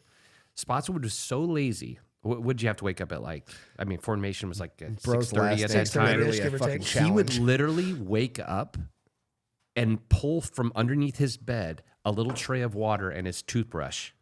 so he could brush his teeth in bed. He was that guy. That's how lazy he was. This sounds like Private Eli. I slept. I had had my bed made, and I slept in my sleeping bag, so I didn't have to make my bed. I did the same thing. Yeah, don't Jesus Christ. Boot blouses underneath to hold the bed taut, so you didn't have to tuck shit in every morning. I made my bed once in basic training. 100% true. Same thing. Yeah, I got yelled at by drill sergeants. Well, when I saw like that system, I'm like, well, why don't we just do it genius. this way? Yeah, it's like the poncho liner, dude. Greatest thing ever made. Oh God, But it is. but anyways, we just finally were like, dude, what are we supposed to do with this guy? And finally, we figured out, hey, Spotswood, here's a list. When you do all these things, you're off. I don't care if it's noon. Dude, that guy would get off by like 11 noon every day. It was the most perfect tactic ever. It's just how you deal with laziness. I'm telling you, got to use that mafia. You got to leverage the mafia the right way. Right? Leadership. You treat the mafia right. You obviously hold them accountable when you need to, but like when shit, hey, my lieutenant's missing half of the BI for their Humvee. The sooner it shows up, the sooner y'all go home. You'll have extra shit. They're like, why do I have a breach operating handle for an Abrams main battle tank? Fuck it, it's yours now, ma'am. Like, just leave the shit alone. I'm telling you, the mafia, if you know how to leverage the mafia, you can get shit done. I think this is to a striker. Yeah, just, Roger, big arm. fuck it. Yeah. It's mine now. Yep. Bonus door. Like, man, we're good to go. Habitual. What are you working on right now? You've been crushing content. I had a blast doing my Asian accent with you. I love that you were the first person. You're like, fuck it. I'm gonna just do every accent. Yeah. And I'm not gonna care. Oh my and no one's you treat it like South Park. You're like, fuck it. I'm gonna just go full send. You can't because you're not knocking on any country specific. Exactly. You're just generalizing. Exactly. everyone. And I lucked out. Originally, I was like, I'm not going to do these things. And someone commented, they're like, oh, you only do white countries accents. And I was like, okay, so we will talk like a Japanese guy now. Like this, I just throw it all out there. Yeah. It is the Fat Electrician. He is my favorite content creator. I haven't done the L's to R's yet, though. I'm trying to avoid that. The Like what? One day. The Fat Electrician. Like you just say with an R. Like, yeah, I haven't done that yet. So that It's was a the very first one. white table. I'm allowed to do this accent. Wait a minute, you're not white. No. There you go. And I can do these Yeah, accents. you're good. For me, honestly, the wars that are kind of like popping across the world are keeping me pretty occupied. Like there's always, I watch the news and then I'll see something. I'm like, I can make fun of that. That's really all I do is just, I can make fun of you. And the politicians in Washington really help out a lot but I don't use their face. I just use Washington, D.C. to make the joke. And that's how I get away with it. That's what I love. You asked me on the last video, you were like, hey, can you do the Chinese people? I was like, yeah, totally, bro. Oh, yeah. And I was like, here you go. I got a Can video you in do mind. Taiwan too? I was like, yeah, I think so. And then it worked automatically. I was like, Man, I love your that video content. crushed. And you know what's crazy is that so many people knew it was you. Which is ridiculous. they You know knew. my Asian accent to that degree. They're like, I thought that was Eli. And then I seen who was tagged. I was like, that's fucking weird. Bro, they knew immediately it was you. God bless you all for that. I'm gonna make him a battleship. Don't worry, we're gonna make him a battleship It'll be before. the USS Wisconsin. Oh yeah, I got some ideas, some plans up in Big here. whiskey spelled WISKY. The proper way. Big, like that's what it is. That's What piece of content are you working on right now? We're trying to do a range day and stuff like that. Yeah. You've been super helpful in everything. Like the first time you came out, it was an awesome experience watching your dude, how fired up you got. Same for you. Like everyone, when they come and hang out, it's awesome watching the motivation. And now your long form is fucking slim. bro. which is Honestly, awesome to see. you helped me out a ton with that. Like you've just been super helpful with everything I've needed. Right, I asked questions about this setting, that setting.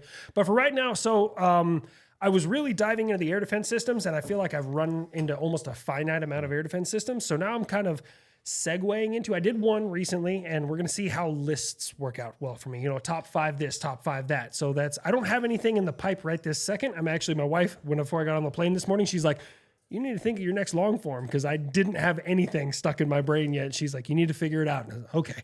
So while I'm here, I'll get something. I'm not sure what yet, though. We'll figure it out. That's what I love about this group. Everyone's just like motivating off of each other. Oh, yeah. 'Cause it is super motivating. Like Nick, you came down The second you came down, you were like, I need to do long form. And then immediately your first long form came out and you absolutely slayed it. Yeah. Now you're fucking growing at a stupid rate. When you have Cody and Brandon, and I'm going to quote this, Nick's going to be bigger than all of us. That is what they say every I fucking love the way time. he tells these stories, see. man. Like, that's why, like, I'm handing you the Ludendorff Bridge. I'm handing you Operation Anaconda. Like, I just want to give this shit to you because, like, don't get me wrong, I'm a missile nerd. I like missiles. You want to learn about intercept dynamics and fucking radar ducting and shit like that? Yeah, I got you. No, not a problem.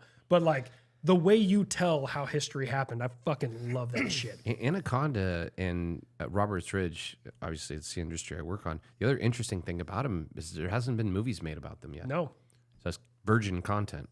Can I say virgin? No, that's the line. Talk about That condo. content got fucked. Unfucked content. There we go. Thank you. Yeah. Unfucked content. Unfucked Hollywood. Don't say virgin. story, Hollywood will unfuck. fuck You that can't up. say other words synonymous with vagina, but we're gonna use clunge because I heard that from a Scot and it's fucking hilarious. Did you say clunge? Clunge. Clunge? That sounds so dirty, doesn't it? It The does. Clunge. It actually sounds worse than Sounds the like other. Babe, like show the me your boss clunge. level plunger. Well, wait. Can you say? Babe, can you rub your clunge for me later? Can you say it? I want to get up in that clunge. the worst. Savannah's looking at me like, shut the fuck up. I am so dry right It's now. not even a word. It's uncomfortable. What if we just? What if we merge intent and go? Hey, girl, you want to take the plunge? It's like a plunge hybrid, together. Girl, I just want to get I'll work on it. clunge later. I heard that from a Scottish person. I was like, I'm never forgetting this. My brain decided that was what I was going to remember. The entire That's a shirt. UK area is so much more fucking advanced on cuss words than we are. It's like they take it to an art form.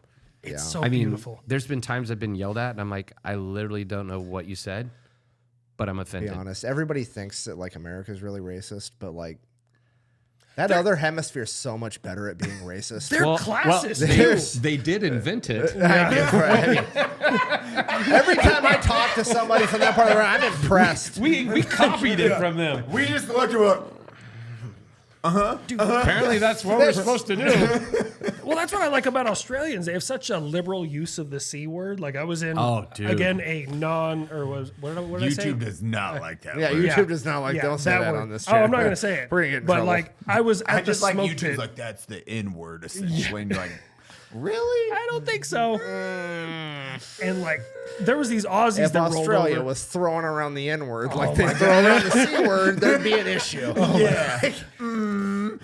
Yeah, you're right though. They do use it A and lot. It really doesn't mean much there. It's like In the fact, word shit to them. endearment. Yeah. well, they'll Term of even endearment. use it. They'll even use it for friends.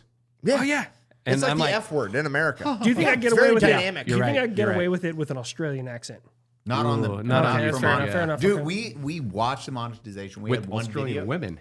Yes. Well, YouTube, we had a breakdown. We don't get demonetized much, but when we do, I always like try to review it. And I remember the review. I was like, why the fuck did this get demonetized? We're like, Ryan Reynolds or the C word every time. every time. Every single and time. they were like an hour and 38 minutes. Ryan and you Reynolds said, is self-deletion. that's how we said the 22.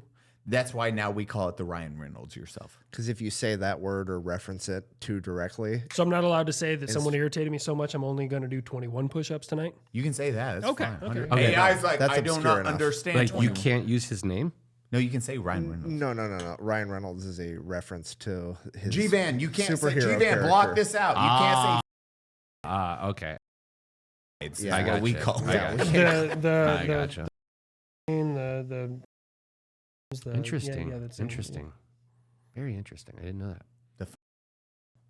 We have a bunch of different. Suck names. starting a solution. Yeah. G-Van's like, God damn, I have to bleep so much. You ever see? I got to work so goddamn hard. You ever see George Carlin when he talks about what's the best one? Ryan. So, Oh, yeah. When Robin Rowan or George Carlin's like, doing that is like telling God, you can't fire me, I quit. George Carlin was a treasure, Dude, he man. I'm was an so sad I never got to see He him. was an animal. Oh, love George Carlin, man. Everything he did is just like so good. You That know, guy- the first time he did was the 8 words you can't say on TV. He got arrested. Like, arrested. Awesome.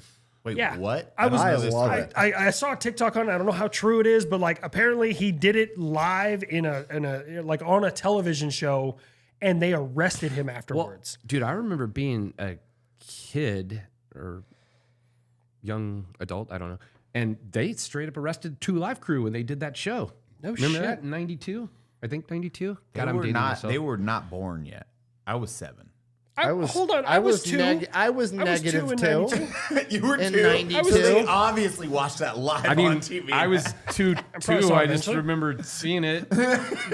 My dad talked about I watched it on YouTube later. 5 years later. I was 7. Oh God, we're old. 92. You didn't This even- is. I want you to take this in, ladies and gentlemen. This is what you look like when you get out of the military and you stay young.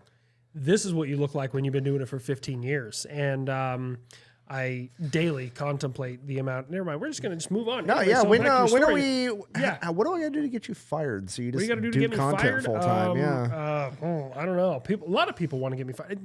The only thing keeping me GVAN employed. just starts it So with funny. his blackface. Yeah. He just I'm just gonna- photoshops it all. Look, He's like, no. Here's my plan. Okay. Here's my 2-step plan. Step 1: go to a War Thunder forum. Step 2: make a video about it and tell everybody thank you to Habitual Linecrosser for telling me all of this shit. That's my whole plan.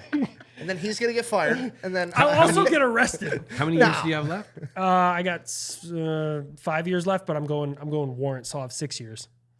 You're volunteering for an extra year? Yeah, it's just I don't, fucking rookie move. bro. Man. This is the thing. Hold on. Did you hold not on. learn anything from stay the with- first 10? Stay with me.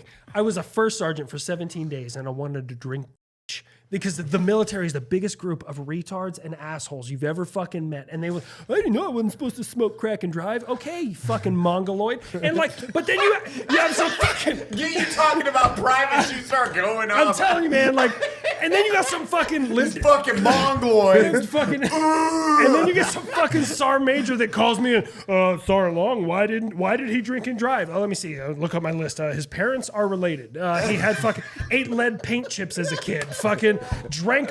What the fuck do you want from me, SAR major? You're like there's no answer I can give you will make you go back to sleep. You're like, you know what? If I'm being perfectly honest in the safety breeze, I didn't actually mention smoking crack and driving. That's my bad. That's on me. That's on me. I got this. I got it. I'm gonna add that to the list, and it'll never happen again. Man, I piggybacked off the. I went with the template. I used the template. It's my bad. My bad.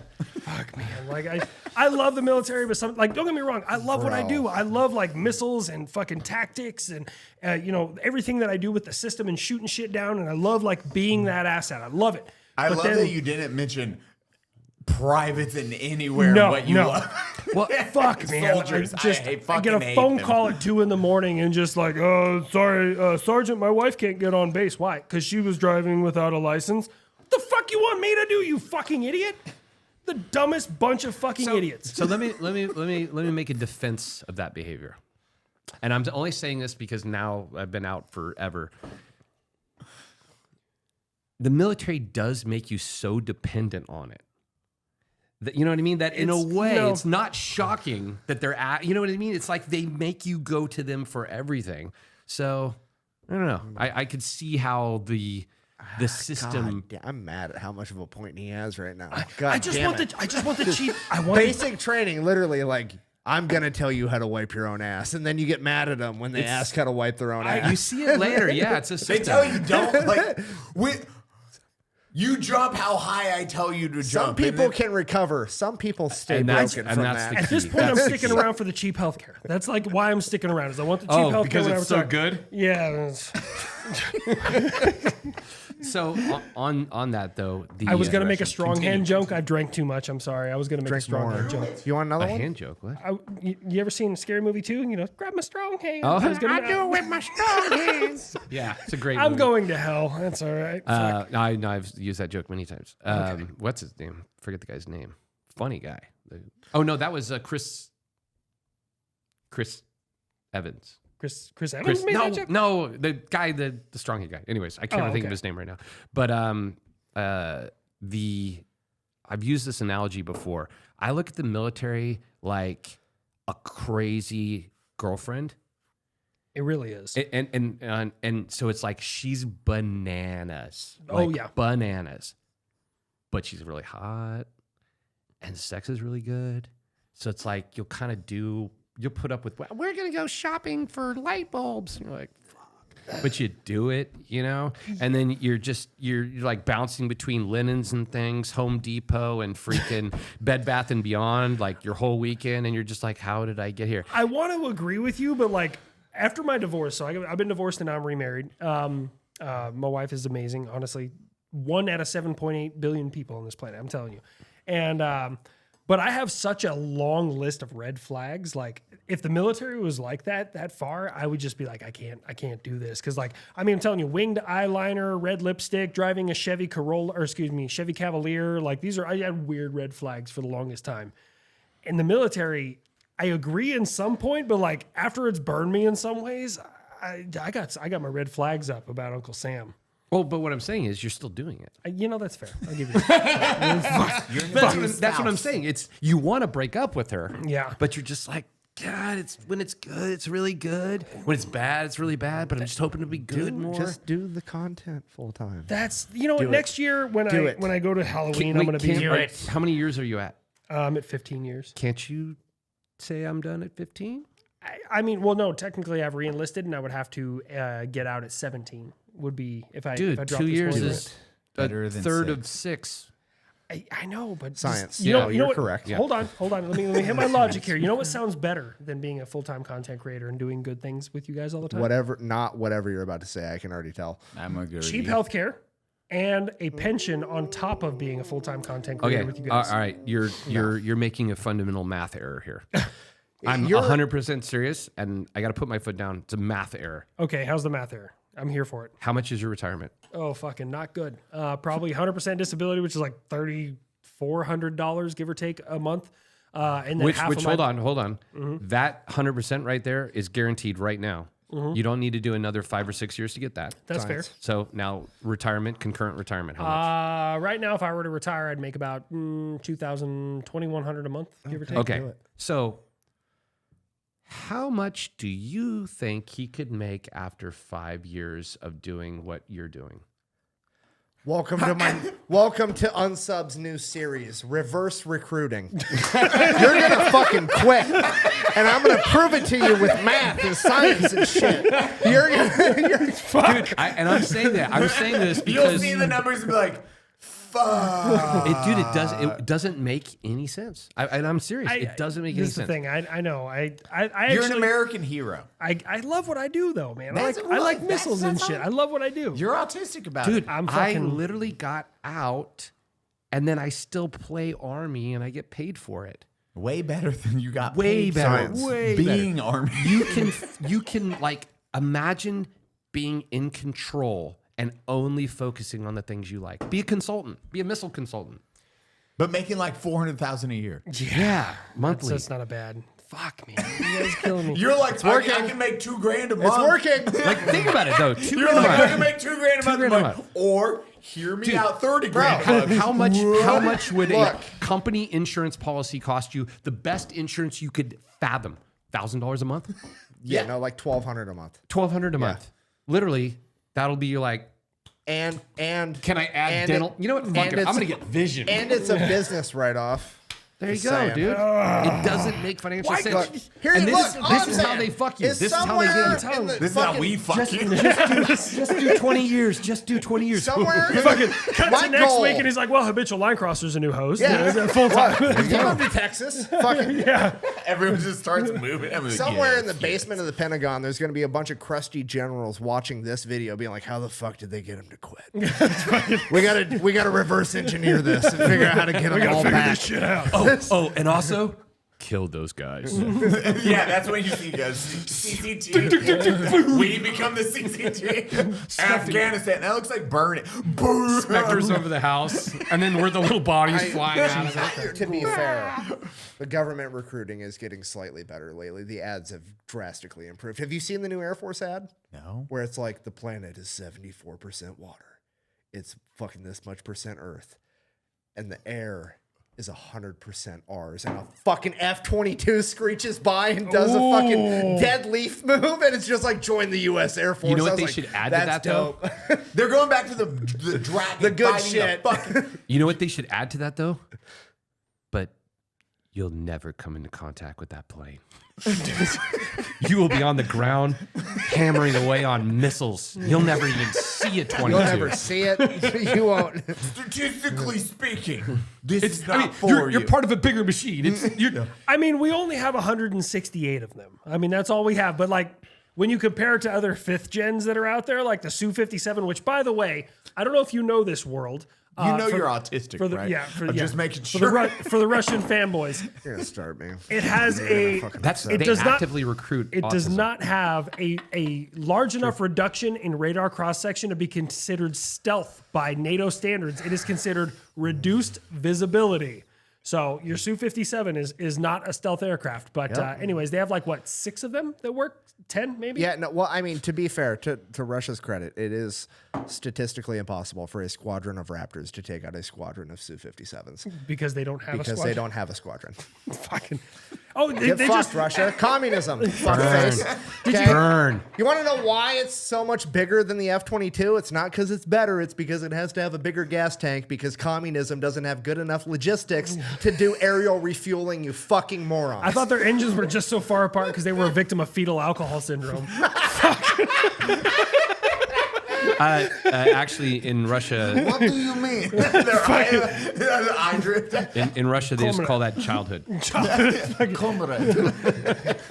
Comrade, we're best jet in the army. Remember when we were shaking? I don't even know how to do a Russian accent. Did you see that they finally commissioned, like they're like, we're going to produce it, the Su-75 Checkmate, which looks like an F-35 off a fucking Wish. It literally, like, look at it. It looks like an F-35 with a learning disability. Like, it's just the worst fucking thing Every time. you've ever seen. Dude, Why does Dude, F-35 dude. have chromosomes? that's no. That's you got to do that video and do like a Down syndrome voice when you do that play. Like, right there it goes. Like, I just hey picture- guys, I'm the I just picture F-35 with a bad haircut. It's like a bowl haircut from Dumb and Dumber. Yeah, it's Oh that my God. extra haircut. Fuck. Nick's like, God damn. I don't like my motors. We're really doing it. I don't We're like really my doing engines it, too Harry. close together. It's a sensory thing. Shit, man. Oh, my God. Perfect. One day we'll be canceled. Yeah, they made a CQB AT4, which is pretty sweet.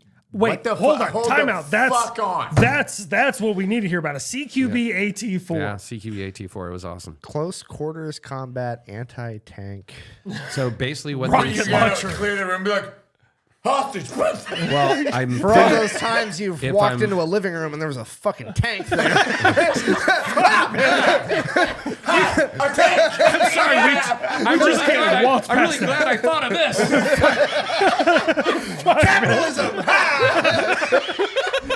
Kicking over North Star Wars on. Takes a No, you know what it's for? Is for that German guy who had the tiger in his basement for like the last 80 years. It's just, no, I'm ready for it. Why is that used? I think actually I can't remember if the CQB had a thermobaric. I'm sure they did it later after that. But basically, what it was a huge water pack for, again, layman terms, a huge water pack in the back of the AT4. So basically, when it fired, You created a like if you rocket were water anywhere charge. behind it, dude, it was like what's it called, a water impulse charge. I mean, it was like just freaking like getting shot with jizz, like and you're like Saw the Skechers great- light up. wetness facial all ever. over against the wall. So does that honest question? Just because Did it make every them once in a while I come, kind or of what like my did it do? explosive. I like my Depends on explosives. how you So like a describe water cover. charge is used to create a directional charge through a door. Just Yeah. for those of you who don't know, I saw Ranger Bat do it one time, and it was like a work of art. The doors bent like a U, went straight back. They killed a bunch of people inside. Good it's times. tamping. Yeah, but what does that do with the rocket? Does that increase muzzle velocity? Like I'm really curious No, at this I mean point. I'm sure it does, and I'm sure they designed the rocket to pair with that. So I'm sure it's a different rocket than a normal one, but it basically just allows you to shoot it within a room. Okay, that But- makes sense actually. So Here's the- my yeah, it's- CQB I mean, nuke. Have you ever seen one? It's fucking gangster. We all die. It's a small nuke. It's a tiny So it's charge. designed to reduce the backblast of it. I guess. Absolutely. Yeah. Okay. It was, Okay. that makes it was sense. literally designed to fire from within a building. That's which if you've ever shot an AT-4, you ain't shooting one in within a building. So Oh no. They could tell me I can shoot this AT-4 in a building. I'm like, No, thank you. yeah. You keep saying that word. I do not think it means what you think it means. I feel like I have the green light to make fun of communism as much as I want. you chase that dream. I'm gonna go use the little air defenders room. Yeah. I hate it it's being like called that. it's making fun of communism is kind of like making fun of like the Amish. They'll never see it. It's fair. You know, what I It's mean? not true though. It's 'Cause- so like, no shit. I'm in college right now, like finishing history degrees. Like, you'd be blown away at the bullshit they teach in college now. dude, I stay. You don't even wanna It would. know. I have this much of an inkling, and I actually really appreciate how it's melting down right now. It's like they're starting to, how to say this, their own bullshit is starting to like cause friction of their levels of bullshit. I won't Right. go into more detail, but you know what I mean. They're fighting each other because That's only exactly they where care I'm about going. the It's bullshit. literally, Yeah. they're literally fighting each other, and you're like, you guys know where this comes This from? faction of people's just like, I don't care what you think. So they're like, that seems hard. I'm gonna go fight somebody else that's more like me because it'll be easier. Well, just think of the fundamental nature of what they're saying, which is, Buh. you know, we're I mean, we need a shirt that just says "buh." Well, that is such a good shirt. they're saying this cause, whatever it is, this cause, and then you have people on the campus that disagree with it. They're wrong. Silence them. But you're like, are you guys missing what's like? Do you not see that you're literally going against the First Amendment did. right now? Like, do you not see that you're well, removing people's ability to have an opinion outside your own? Well, that's what's like. I love watching Nick because we did. He discussed this last time. He's in college right now getting his. I couldn't do it, dude. You're You're, getting your you're, history you're a stronger man than me. Yeah, I hate it. But you like watching. So what are your pronouns? But your debate, Bro, I got amateur nouns at best. Fuck. you're watching you debate them and just absolutely crucify the. Because these are kids in his class, and he will fucking. It's got to be rough. Crucify I them. don't know how you can. You do ever it. like just have an entire like? And to be fair, there's a couple kids, and it's really funny because it's like, oh, your parents fucking raised you right, and then you fucking know how to read.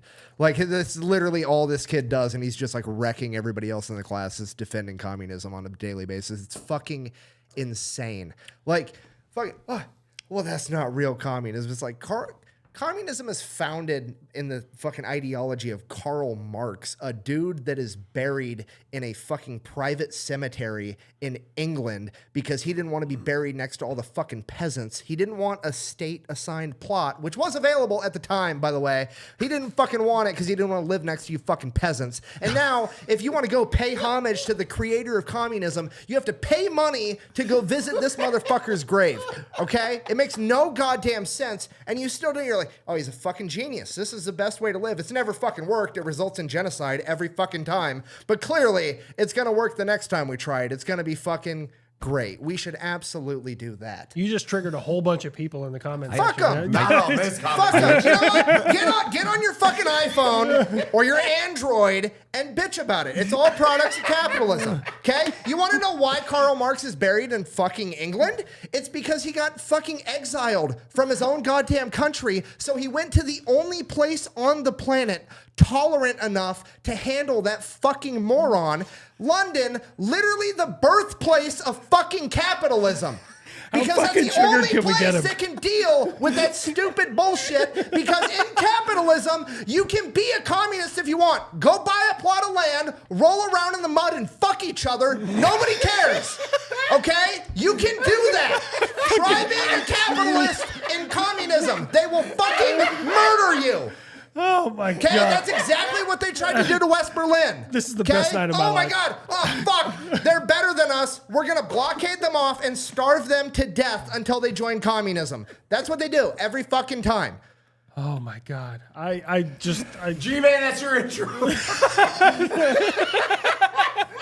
And every time it's just like, Well, that's not real communism. We should retry. Imagine if Eli made fucking egg rolls and every time I ate them, I violently shit myself till I got hospitalized. And every time I came to Texas, Eli was like, bro, this time my egg rolls are going to be the best egg rolls ever. How many fucking times are you going to eat those fucking egg rolls? Bro. And by the way, everyone else that he's made egg rolls for has the Also, same reaction. Same thing. Forever. Oh my God. Except instead of me violently shitting myself, it's millions of people getting genocided. Oh my God.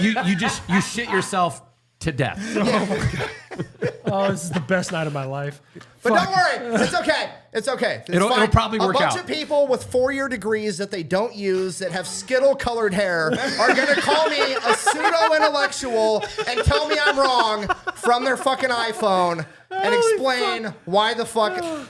I'm done. So let's look at here's a funny Oh, thing to Nick, look I at salute is you. the 60s. Holy shit. And I whenever somebody gives me some like shit like that, I go, let's look at the 60s. What happened in the 60s? You had probably the largest group or the most buy-in to change the world at one time. I would argue in the last, however You're talking about long, like right? hippie movement? Yeah, hippie movement in the 60s. It was a large percentage of people saying we're going to change the world. Did they? Yeah, they went to San Francisco, got a bunch of STDs, rolled around in the mud, fucked each other, and then changed nothing. And then one day they went, yeah, we can't change anything. Fuck, I need a job. Like they all stopped. Actually, I shouldn't say all. There's some that are diehards, like the O'Learys, that are like diehard hippies. Hey, good credit to you. But by and large, every cult is always founded on the same idea, which is changing the world. Every single one is founded on the same thing. They take a bunch of people that want to do good things and then they flip it into this devious plan that's under the guise of saving the world. I'll give you a great example. A great example that just happened and no one's talking about it. SBF FTX. You guys familiar with the story? Yeah. I'm not. Largest financial sham in history. Do you know what his basis for this was? Changing the world through effective. No, well, here's the crazy part: is through effective altruism. We're going to make. Here's the justification. Instead of just giving $1,000 to Doctors with Borders, or instead of becoming a doctor, I'm going to make $1 billion and then give it to charities, and that is how we're going to save the world. That's effective altruism. SBF takes that, and under the guise of changing the world and saving the world, scams billions and billions. It's the largest financial scam in history. I haven't heard of this. Dude, FTX, the collapse of FTX, Sam Bankman-Fried. Now, you really look into it, he absolutely did this intentionally. He's going to go to jail they're going to throw away the key on him. But we're talking, I think, $20 billion. Dude, he went from a net worth of $32 billion to zero in a week, I believe. Holy fuck. Have you guys not heard of this at all? No, I haven't dude, heard of this at all. It's fascinating. So Sam Bankman-Fried, FTX collapsed. So he basically created this company. How the fuck do you lose $32 billion instantly? So FTX collapses. Basically what he was doing was he was taking customers' money and then trading and betting on crypto. So he created a crypto exchange and takes all these people's money. Wait, is that one the one with the girlfriend that's... Yes. Okay, now I know. Caroline Allison, yes. Yep. Yeah. Oh, and by the way, she was in charge of a $10 billion company. She had no idea what she was doing, self-admittedly. Like, when you look at this, it's hard to fathom. The point that I'm making, and by the way, you know what he did with customer funds? In 2020, I believe he was the largest Democratic donor. Dude, look all this stuff up. It's absolutely true. My point that I'm making on it is, under the guise of like this new like save the world and help, it's just the same old song, which is using that as a manipulation to get people together to then basically Get rich. or gain power. Isn't that a or Ponzi whatever. scheme pretty much? Like you take people's money in all together? And No, it's not a Ponzi. I mean, it became a Ponzi scheme, but what they were buying was they were basically putting all the money into the exchange and then buying, Bitcoin, whatever. But the problem is he was taking customer deposits, transferring them into what's called Alameda Research, and then they were doing huge. Basically, they were a hedge fund. So the hedge fund was using customer money. They were unaccounted for, I believe, $8 billion. So $8 billion, they're like, yeah, we don't really know where that went. You're talking about a $40 billion company that didn't have a board of directors. Yeah. A $40 billion company that didn't have an accounting team. I'm waiting till that didn't have a group of lawyers. Wait till this guy finds out about the Pentagon. You unaccounted billions? Those are rookie numbers. Wait till Tyler hears Trillions. about the Pentagon. Sam Bankman-Fried's like, or the Pentagon looks at Sam Bankman-Fried like, fucking amateur. Pretty much. But again, the point being is like, he was absolutely, this was all under the guise of socialism. Yeah, 100%. It always And is. under the guise of socialism, he basically scammed billions and billions of dollars. And guess who bought it? That generation, his generation. I don't even know what they're called now. And quite frankly, I don't give a fuck. I hate communism. Youngins. You're talking about like, well, But you got to research it. It's I know about it. the level of craziness. It's an amazing story, and it's a story, in my opinion, of like it's Sam Bankman-Fried's parents were literally what are they called? Berkeley professors. Like he came from the freaking everything is love school, and he just totally wrecked everywhere. Of course they were. Of course they were. No, I'm telling you, when you start looking into it, you'll be like, this is gold. The moral of the story is don't buy crypto. It's a scam, everyone. it really is. Fuck that. Just Fucking buy defense bonds. That's what you need to do. Like this is legit. War bonds. Buy Hold war on. bonds. I will tell you, Uncle Look, Sam either they're overspends. going to pay out or you're not going to need money anymore. Those are the two solutions of what's going to happen. That's the reality. That is the very You much look, reality. either that's going to pay out or break out the fucking bottle caps because that's the new fucking We have a currency. problem. That's Yeah. a fallout Very reference. big problem. Here's the thing. Like, we can all agree, Uncle Sam overspends on some shit. So, like, in a Patriot system, right, you have a modern man station, has a Logitech mouse. The mouse for the Patriot system you use, like a regular computer mouse, costs $7 at fucking Office Depot. But because it has a proprietary head that plugs in the back of the system, is not a USB. How much does Uncle Sam charge? $740 last time I checked. That's how much. That's going to some family. Yeah. From the guy that made the That's- thing. That's how much that mouse is worth, according to the United States Army. But No, I'm good. but I will tell you, Let's like, see this is the thing. communism by that shit, though. Because I know everything. So, like, the Patriot system is $1 billion, and people are like, oh, that's a fucking crazy amount of money, right? The missiles, yeah, whatever. The missiles are worth whatever, right? Cool. The missiles are fast, swooshy, kabloomy, whatever. They have lethality Aren't enhancers. all missiles fast? Yeah, but these are like faster. These are like fast. Like this.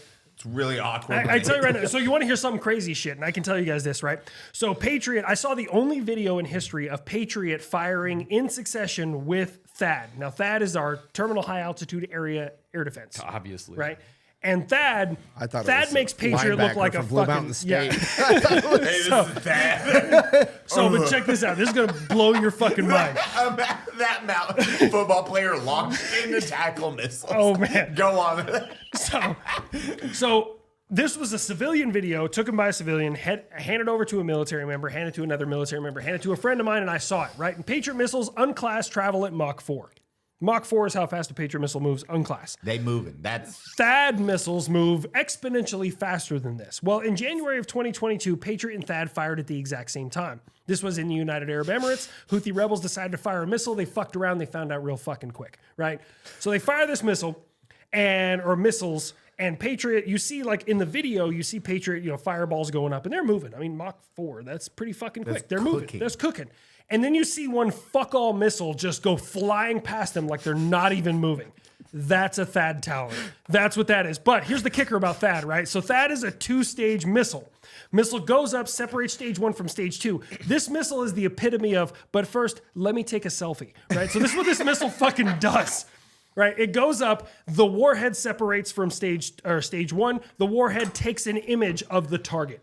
The radar then takes that image, receives it, and overlays its own image on top of it to say, "Hey, is this the target?" So the missile and the radar both take a picture of this fucking target, and then it goes, "Yep, that's the target." And then stage 2 guides itself in and fucking smokes it.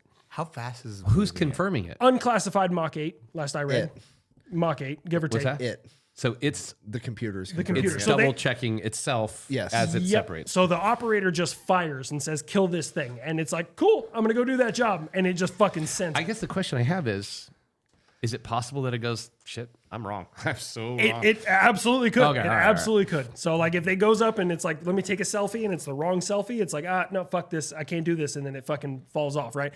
But like, here's the it's thing. gonna have problem in China. Yeah. I'm not going to say they all look alike. Anyways, I'm not going to say it. I just like Nick's like, don't let Look, this. look, No, like look, this joke. look. I'm sure the Chinese and Taiwan equipment looks different. I'm positive they don't have the same equipment. But like, so we overspend on everything. We'll let Eli come back here. It's like, which one? For this fight, Taiwan, just go ahead, open them up. Just, I'm sorry. Fuck, man. I'm gonna cancel right there. fired. That's it. This is Yeah. perfect. Anyways, I'm good. Thank I'll you. take one. Fuck it. And then, so is the thing. Fired. Yeah. It's gonna be awesome. So, You moving to Iowa? Or yeah, fucking, I don't know at this point. So, They're both better than Oklahoma. yeah, absolutely. So the radar, obviously, so everything is expensive. Fucking Patriot missiles are like 5,000 missile or $5 million a piece. The CRIs, 5,000 missiles to buy Sorry. one Patriot. We traded missiles. It's like Sorry. gold. so they're $5 million a piece. But the CRI, the Cost Reduction Initiative, I guess they skipped the fucking fancy Ghost Flames or some shit on it. They're like $3 million a piece. Honestly, you could park them right next to each other. I have no idea what the difference is. No, I couldn't tell you the difference between those two missiles. It's a patent going to some freaking dude who's getting paid off. That's pretty much it, probably. So, but the radar, that radar is $150 million.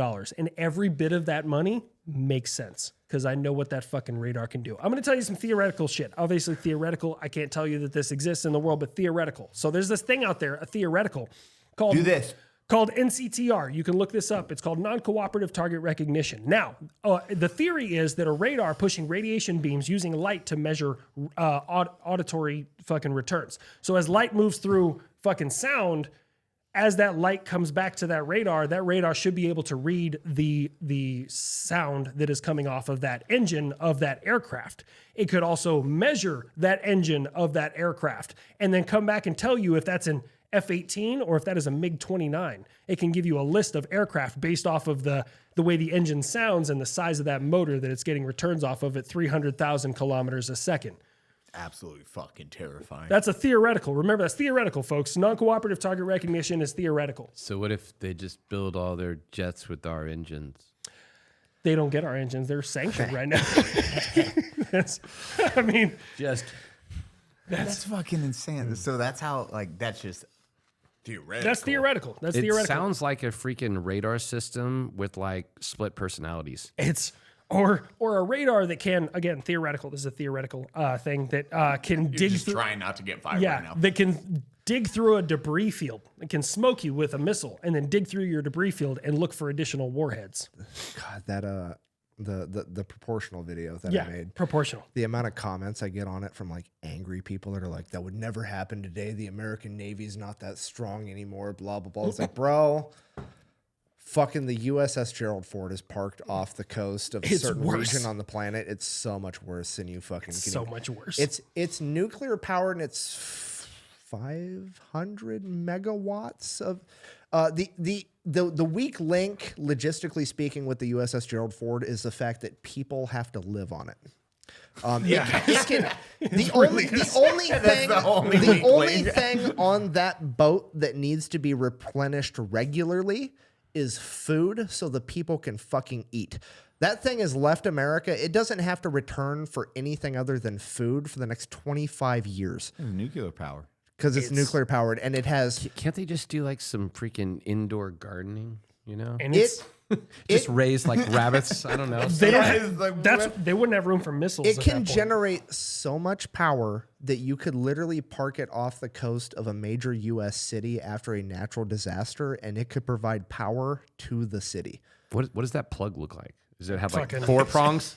I It's think a just looks it's a like 4 a prong. standard US is like No, it's like it's the same as your like dryer. It's the biggest Apple maglock you've ever seen. So for us, talking about power, USB-C charger, but giant. So for- I got it upside down. We use this for us, proprietary technology. our cables are, I don't know, they're like 2.5 inches cables, and they're 208 volts, 3-phase, 400 hertz. That's what we're pushing. I don't know, Mr. Electrician, Yeah. you could probably Yep, tell me go that ahead. that's a lot. But the THAAD, we were talking about THAAD a little while ago, right? THAAD, terminal high Fast-ass altitude. bitch. I'm going to just go ahead and tell you that radar, by the way, the unclassified range of that radar is 2,900 kilometers. That's the unclassified That's one. the unclassified range of that radar. The classified is 2,901. Yeah, that's fucking. Always. Just remember, if you Google something about America, it's more. If we can shoot 10 missiles, Yeah. it's more. If we can, Whenever communism says they can do something, it's less. Whenever America says they can do something, it's more. 100% of the time. I promise you. 10x multiple. You remember how disappointing it was when why'd they build the F-15? What was the Oh, Soviet God, plane? the There was a Foxbat. Soviets talked up this fucking plane so much, and America's like, "Fuck it, we're gonna build the F-15," and then they like caught one. Finally, like, oh, this thing fucking sucks. The F-15 wipes the floor with it. it's just The fucking F-15 miserable. It's The fucking F-15, ridiculous. For those of you who don't know, the F-15 is America's fuck around and find out. It has 104-0 kill death ratio. 104-0. That's real world. That's real world what the F-15 is at. Keep in mind, this F-15 has also taken out a helicopter with a guided JDAM before. Yeah. Like, it was A just bomb. like, there's a They dropped helicopter. I dropped this bomb and smoked a fucking helicopter because that's what also- America does. it's also- Like, I feel bad for that crew, legitimately. It's the That's the only- most embarrassing shit. Imagine going into like the afterlife and they're like, "How did you die?" You're like, I heard an F-15 pilot yell, "Jordan!" and then I fucking died. I don't know what happened. "So you died in an air battle?" Kind of. It was. Kind of. It was with a jet. Oh, so like went head on head. No. What else no. was the They're above us. F-15 only plane to shoot down a satellite that was in orbit? It fired It did that. an anti-satellite missile that fired up to 240 miles up and smoked a satellite just because America said, fucking, we're going to Because do we it. can. What satellite was it? It was an American satellite. it? It was for a test, yeah. So, yeah, but it was because That's even worse. No, it America was do it on We even ourselves. say "fuck us." It was some exactly. country. Fuck us. You punch your Some own back. country had put we up defend a against satellite recently, And yeah. and America wanted to send the message of like, I don't give a fuck if you put a satellite up. The only reason it's up is because I allow it. So then we shot down one of our own to prove a point. And then in 2008, we shot down another one with an Aegis system. Just because America, I mean, allegedly. Sorry, that one's not confirmed. 2008, it was an alleged. It was from the, You're like nodding, like, yeah, we did that. For those of you that don't Allegedly. know, Sorry. Aegis is the military term for fucking laser beams. Yes. Just so we're all on the Fucking- same page. Aegis is a Dude, scary lasers are bitch. awesome. It's Oh. so we have this. Go ahead. I'm sorry. Every fucking nerd, every time I make a video about the American Navy, they're like, fucking. I know it's so much cheesem right The American Navy wouldn't fucking last because Iran and Russia, and they have hypersonic missiles that travel at 8,600 miles per second. Oh my God. Cool. The fucking USS Gerald Ford is surrounded by destroyers with the Aegis system, and the Aegis system's a fucking laser beam that travels at the speed of light, fuckface, which is what, like 186,000 miles per second. Yeah. It's a lot fucking faster than a hypersonic missile, dickhead. Speed of light is 300,000 kilometers per second. What the fuck is Plus, a kilometer? you get what I know in my returns. head. I you Go know, fucking sit in the communist radars. country. I'm sorry. That's, But aren't laser beams walk out. aren't lasers faster than lights? They're like roughly the same speed, I think. I'm not gonna lie. They Exactly. are light. Just going based off of my head. I No, have but a, it's like strong light, so it's faster. Yeah, but it's better light. It's better. It's more focused. That's why it's called a Do beam. the red or blue lightsabers go faster? Yeah. for those of you like, there's some people, especially in my comment section, they're like, these little drones take out your Patriot system. And it's like, okay, cool. So let's go ahead and bring in FS lids, Slam, Ninja. By the way, Slam is a really cool system. You'd like this as infantry guys, right? Slam is an attachment you put on top of your M4. And when you laze a drone that's in the air, you hold the trigger. And when your trigger gets to the icon that leads that drone, it'll fire automatically for you. And that's how you shoot down drones with the Slam system.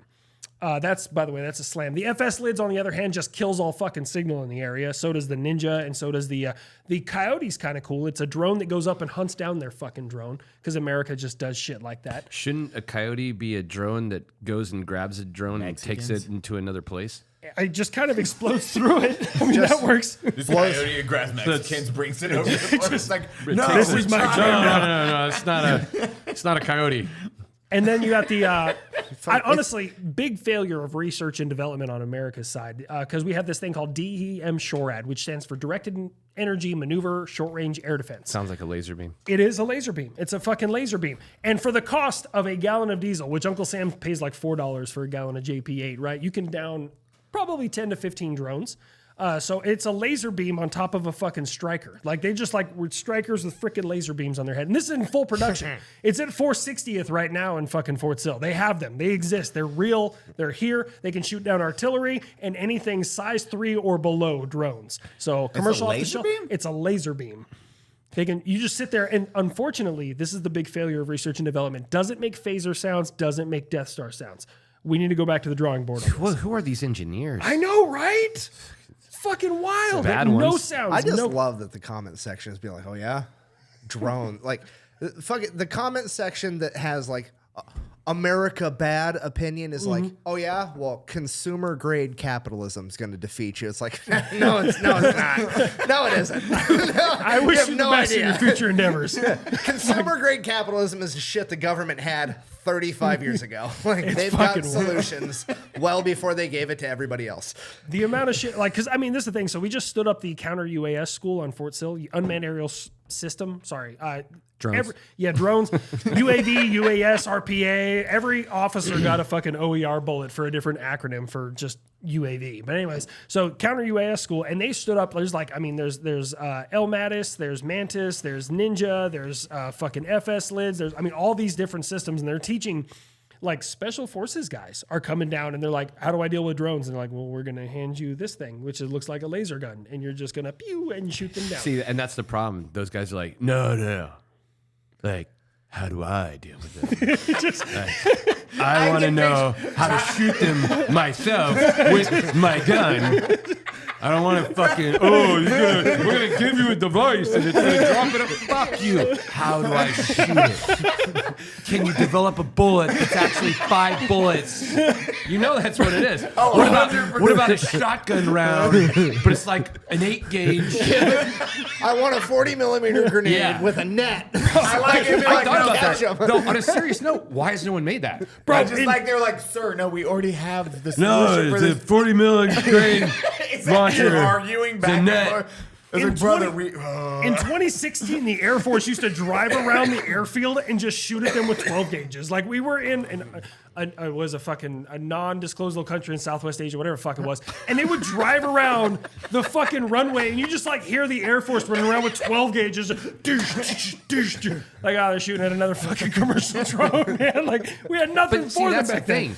Who doesn't want to do that? You know what I sounds mean? really That's fun. awesome. God damn it. I don't want a device. I just want a drone round. I'm gonna be up till midnight tonight now. A while back, there was like a court case. It was getting pushed up the court system in America because it was in Texas. Some fucking drone was hovering over this dude's. Like, Oh yeah, he had like he a thought it was spying on his he girlfriend had a or 6 something. foot high Yeah. privacy fence, Yeah, and this drone was going over his house, looking at his like 17-year-old daughter, like tanning. Or like in the hot tub or I the pool or remember this, whatever. yeah. And fucking dad, Texan, walks out with a shotgun, blows the fucker out of the sky. And the drone owner took him to court because he doesn't own the airspace over his land. And it was like getting pushed up. I need to figure out where that went. Because That's a good intriguing. That's me. actually wonderful.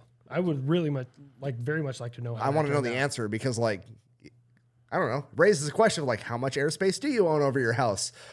Are people just allowed to fly drones up to your fucking window?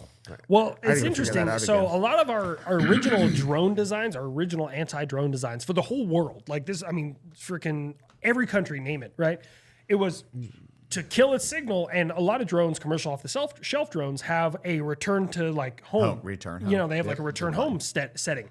And originally it was like, all right, we're going to follow it back and then we're going to bomb the living fuck out of you, especially in a country that rhymes with Shmoo Crane, right? Like we're just going to make up that country, right? we didn't. Side note, we did the return home button back in like 5 to 08 it didn't work so good. Oh, you had Ravens, did you? We had some problems. You throw it like, dude, I have so many. So we like run it and throw it when we were God, first I getting used to forgot it. about Like, those. Fucking Ravens, I bro. forgot about those. Fucking Ravens, man. I'm so sorry. And then we'd lose them and be like, How much are those again? exactly. Some Afghan goes up with a nose cone, like here.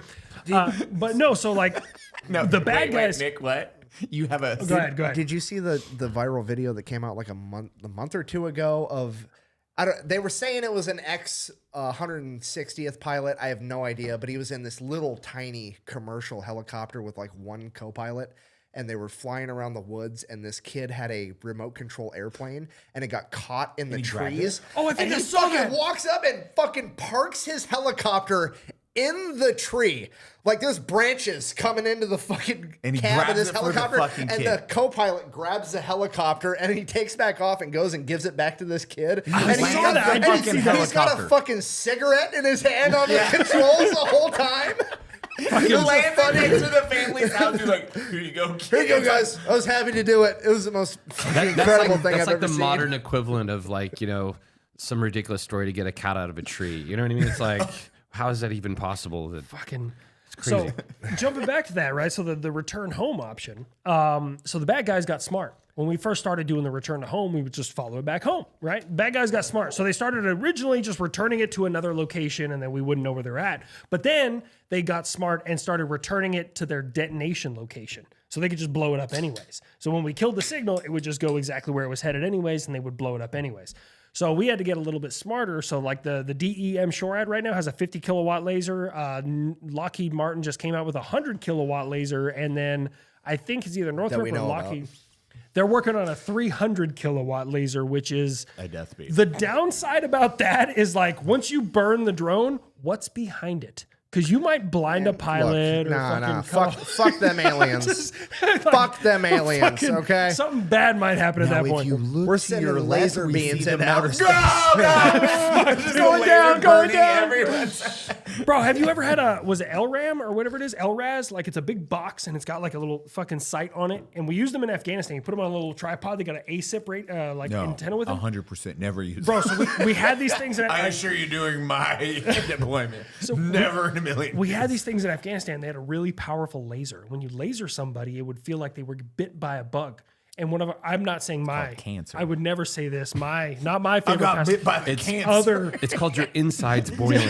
just not my favorite pastime, but other people I knew favorite pastime would like find some random dude out there like hoeing his field at like 2 a.m. and just repeatedly shoot him in the neck with the fucking laser. And this is why people hate us. I don't know where terrorism comes from. I was weeding the field and I got a tumor. Some dude in a grew fucking overnight. third world country just fucking trying to plant his crops, getting fucked with people with technology 3,000 years ahead of him. You're just fucking X-raying their chest. Jesus over Christ. and over. And America's like, why do we have terrorism? Well, I'm going to just go on a limb. I never said it was me. Let's be fair, okay? It wasn't me. On that note, we're going to close out that amazing episode of Unsubscribe. I'm so fucking happy for this. I'm so hard. Guys, where can we find you beautiful sons of bitches? Starting with you, Toad. Oh shit! Actually, let's start with you because I'll figure out how to work do here. it by the time it gets to me. He works here. He's a host. Oh, fuck, you just going over to me? Fucking habitual line crosser, literally everywhere. Except for, I don't do Twitter. Yeah, I'm fucking Google X it. or whatever that. Yeah, just Google it. Literally, I'm like the top 3 links that pop up. Tyler A. Gray on Instagram. I'm going to follow you That's all I now. got. Well, no, Todd, you have a podcast coming out? Yeah, I have a podcast that we're going to be releasing. I just haven't released it yet. That's a great question. Probably first of the year. What's it going to be called? Right now, he said, she said. Everyone, give them follows, give them love, and fucking say your line, Nick. Quack bang out.